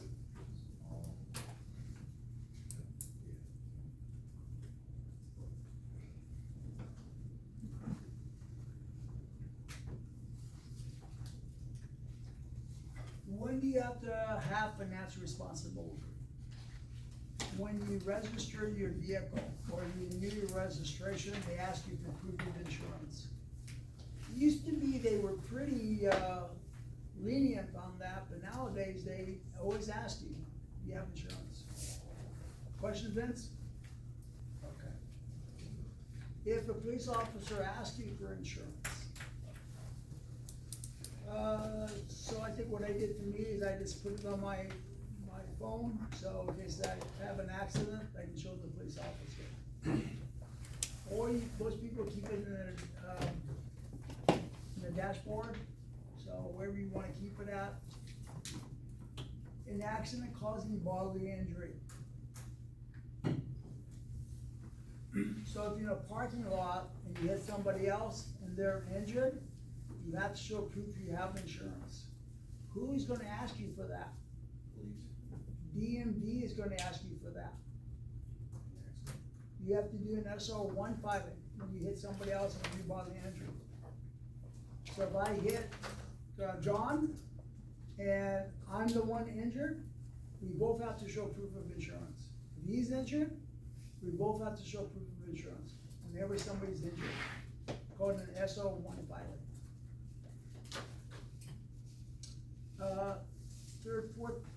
Fourth bullet down, fourth bullet, accident causing property damage of 1,000 or more. So this used to be 500, now it's 1,000. So if you do more, if you hit somebody and it's your fault, and your vehicle has more than $1,000 of damage, you have to file with DMV. So if somebody came in, hey Lee, I don't have insurance, I hit somebody else, their car is fine, but my car has $1,200 of damage. What do I do? So go back to the repair shop, ask them for, an estimate of $995. Otherwise, in the technical sense, you're supposed to notify DMV of that. To obtain, maintain, and renew a driver's license, you go down to DMV, take your kid down there. We're gonna take them out for a test drive. They wanna know you have insurance in that vehicle before they get in that car with your vehicle, with your kid. Those are when you have to show proof of insurance. But this is $1,000 now, bodily injury, it's called an SO1 filing. Hey, Adriana, you help people with SO1 filings? I don't know. For the DMV? Huh? For DMV? Yeah. Yes. Yes. Now, personally, for me, my registration, I go to AAA when I want to renew my registration. Why? Because it doesn't cost me anything. So best place, cheapest place is going to his office and registering your vehicle. If he lives too far from you, then go to Adriana's office. And she'll help you with that. But she's gonna charge you a fee. 15? Yeah. You have any coupons for the classmates so they get the first visit? Yeah. We do? You gonna hand those out today, or? The car? The other one. Yeah. 10%. 10%. Where's your office at? Okay, what? In Hayward? So that's a pretty good gig. A lot of the insurance offices, they offer the DMV registration. She's now getting her license so she can do insurance also, as well as DMV registration. Kind of backwards, but it's not a bad idea. What's the new minimum for liability? 30, 60? 15? Rivera's not here, so 30, 60, 15 is the new registration minimum. It used to be 15, 35, so we're in that point in time where they're changing it around on the test. So if you see 15, 35, that's the answer. If you don't see 15, 35, you're going for 30, 60, 15. That's the minimum. Cause usually if you damage another vehicle, it goes over 10,000 pretty easily. So that's why they raised that up to 30, 60, 15. And again, 15,000 per person, 30,000 per accident, 5,000 is what you run into. I want to make sure you understand the 15 and 30 though, per person, per accident. This is only found in the split limit policy. It's not found in a single limit policy. Single limit for this guy here would be 50,000. That would be like a single limit policy. So you use the 50,000 for anybody's bodily injury, anybody's property damage. So if you hit another vehicle but the person's not injured, 50,000 for the other vehicle. It costs more than the split limit. Do we have that in California? Some companies, Stripway do single limits too. I don't know. I've always seen that breakdown. Some companies do the single limits, most everybody does the school limits.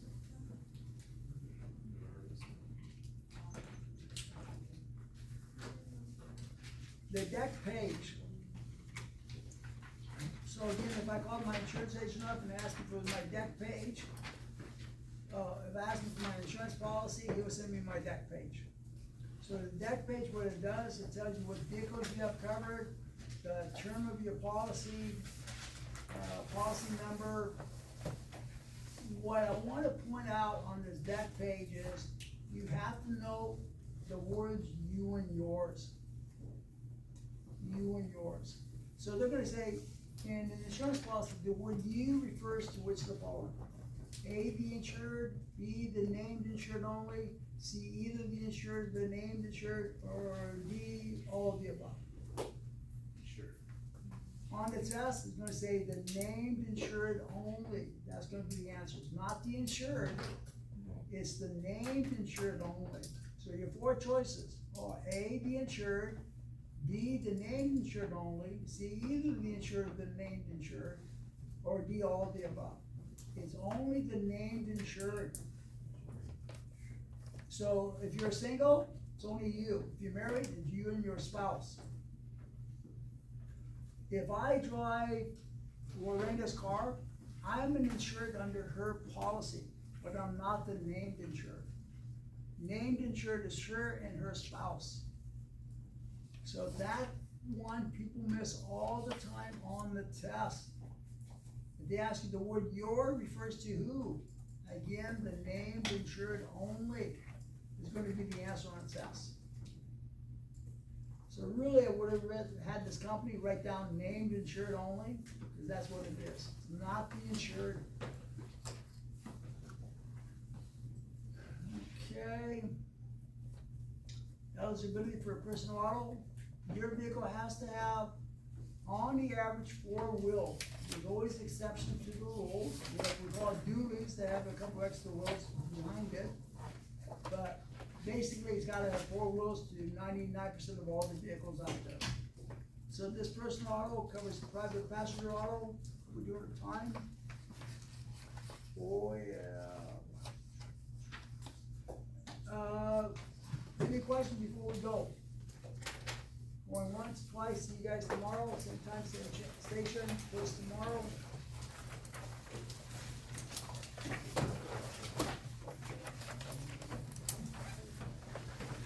Oh, I have a question. Is there a certain chapter we should study the questions for tonight? What's the homework? What's the homework? I don't get homework for everyone. We have to work on the stuff that we talked about in class. So the last chapters, what were the chapters or sections that we were on? Oh, I have no idea. I have to work it out.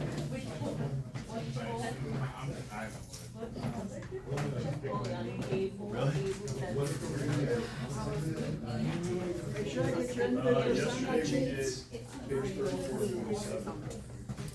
I'm assuming it's gonna be after sections 5 and 6. Individual sign sheets up here, please. That's what I did yesterday.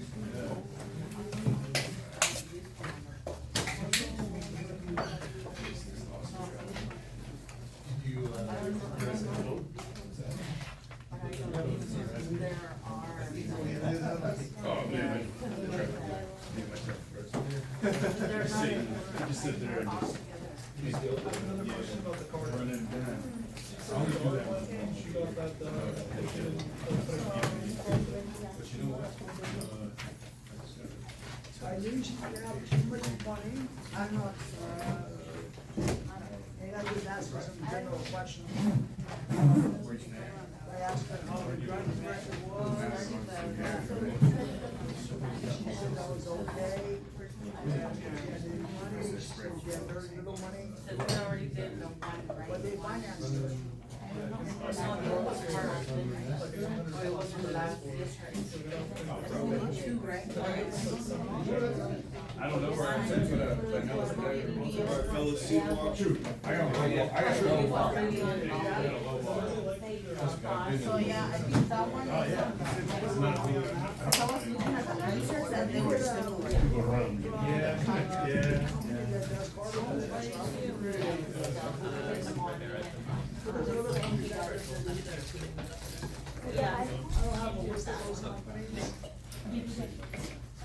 Hey,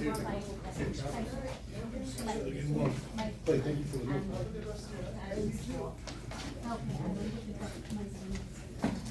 You want to come with me?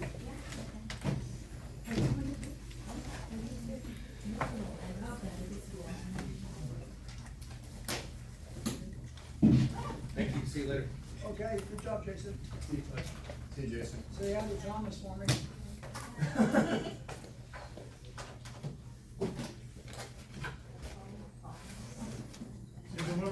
Okay.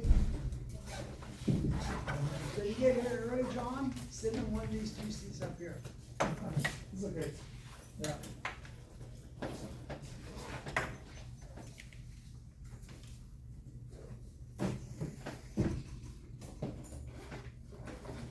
So Vince, you gonna get here early tomorrow? Yes. Okay. I want you to sit in one of these seats up here. Okay? Why? Like what? Why? Why? Mm-hmm. Because these girls, Yeah. English is their second language. I need them to be able to sit next to people who also can help them with questions.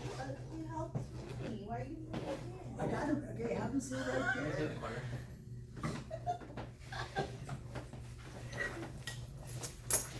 Take them home with you then. No, I got one at home already. Yeah, but he doesn't know anything about insurance. He doesn't need to know about insurance. Thank you. Okay, Vince, good job.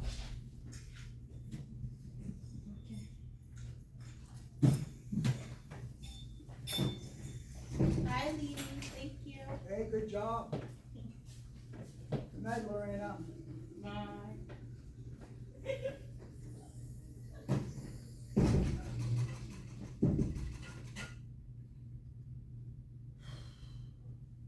Rivera. Oh, Sorry, no problem. not camping out, just. Go ahead.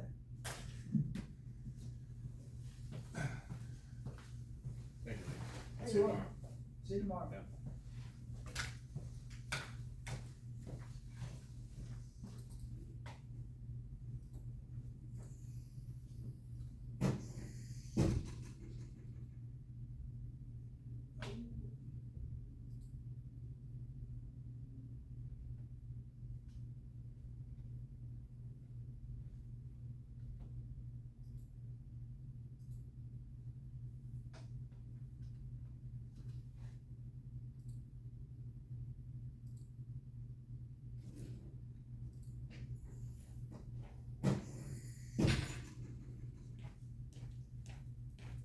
Classroom cleared out.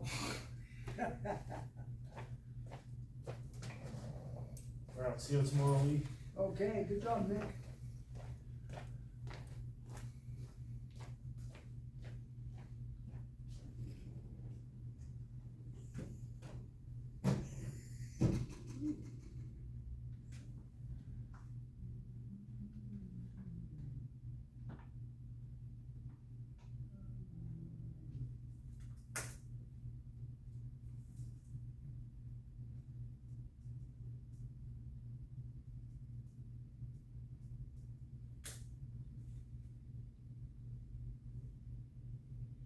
Can I help you? Hello, good afternoon. Can I help you? Yes, good afternoon. This is Anthony, just calling you to inform you about the benefits of the ADU program. Do you know what ADU is? Oh, I'm good to go. Thank you, Anthony.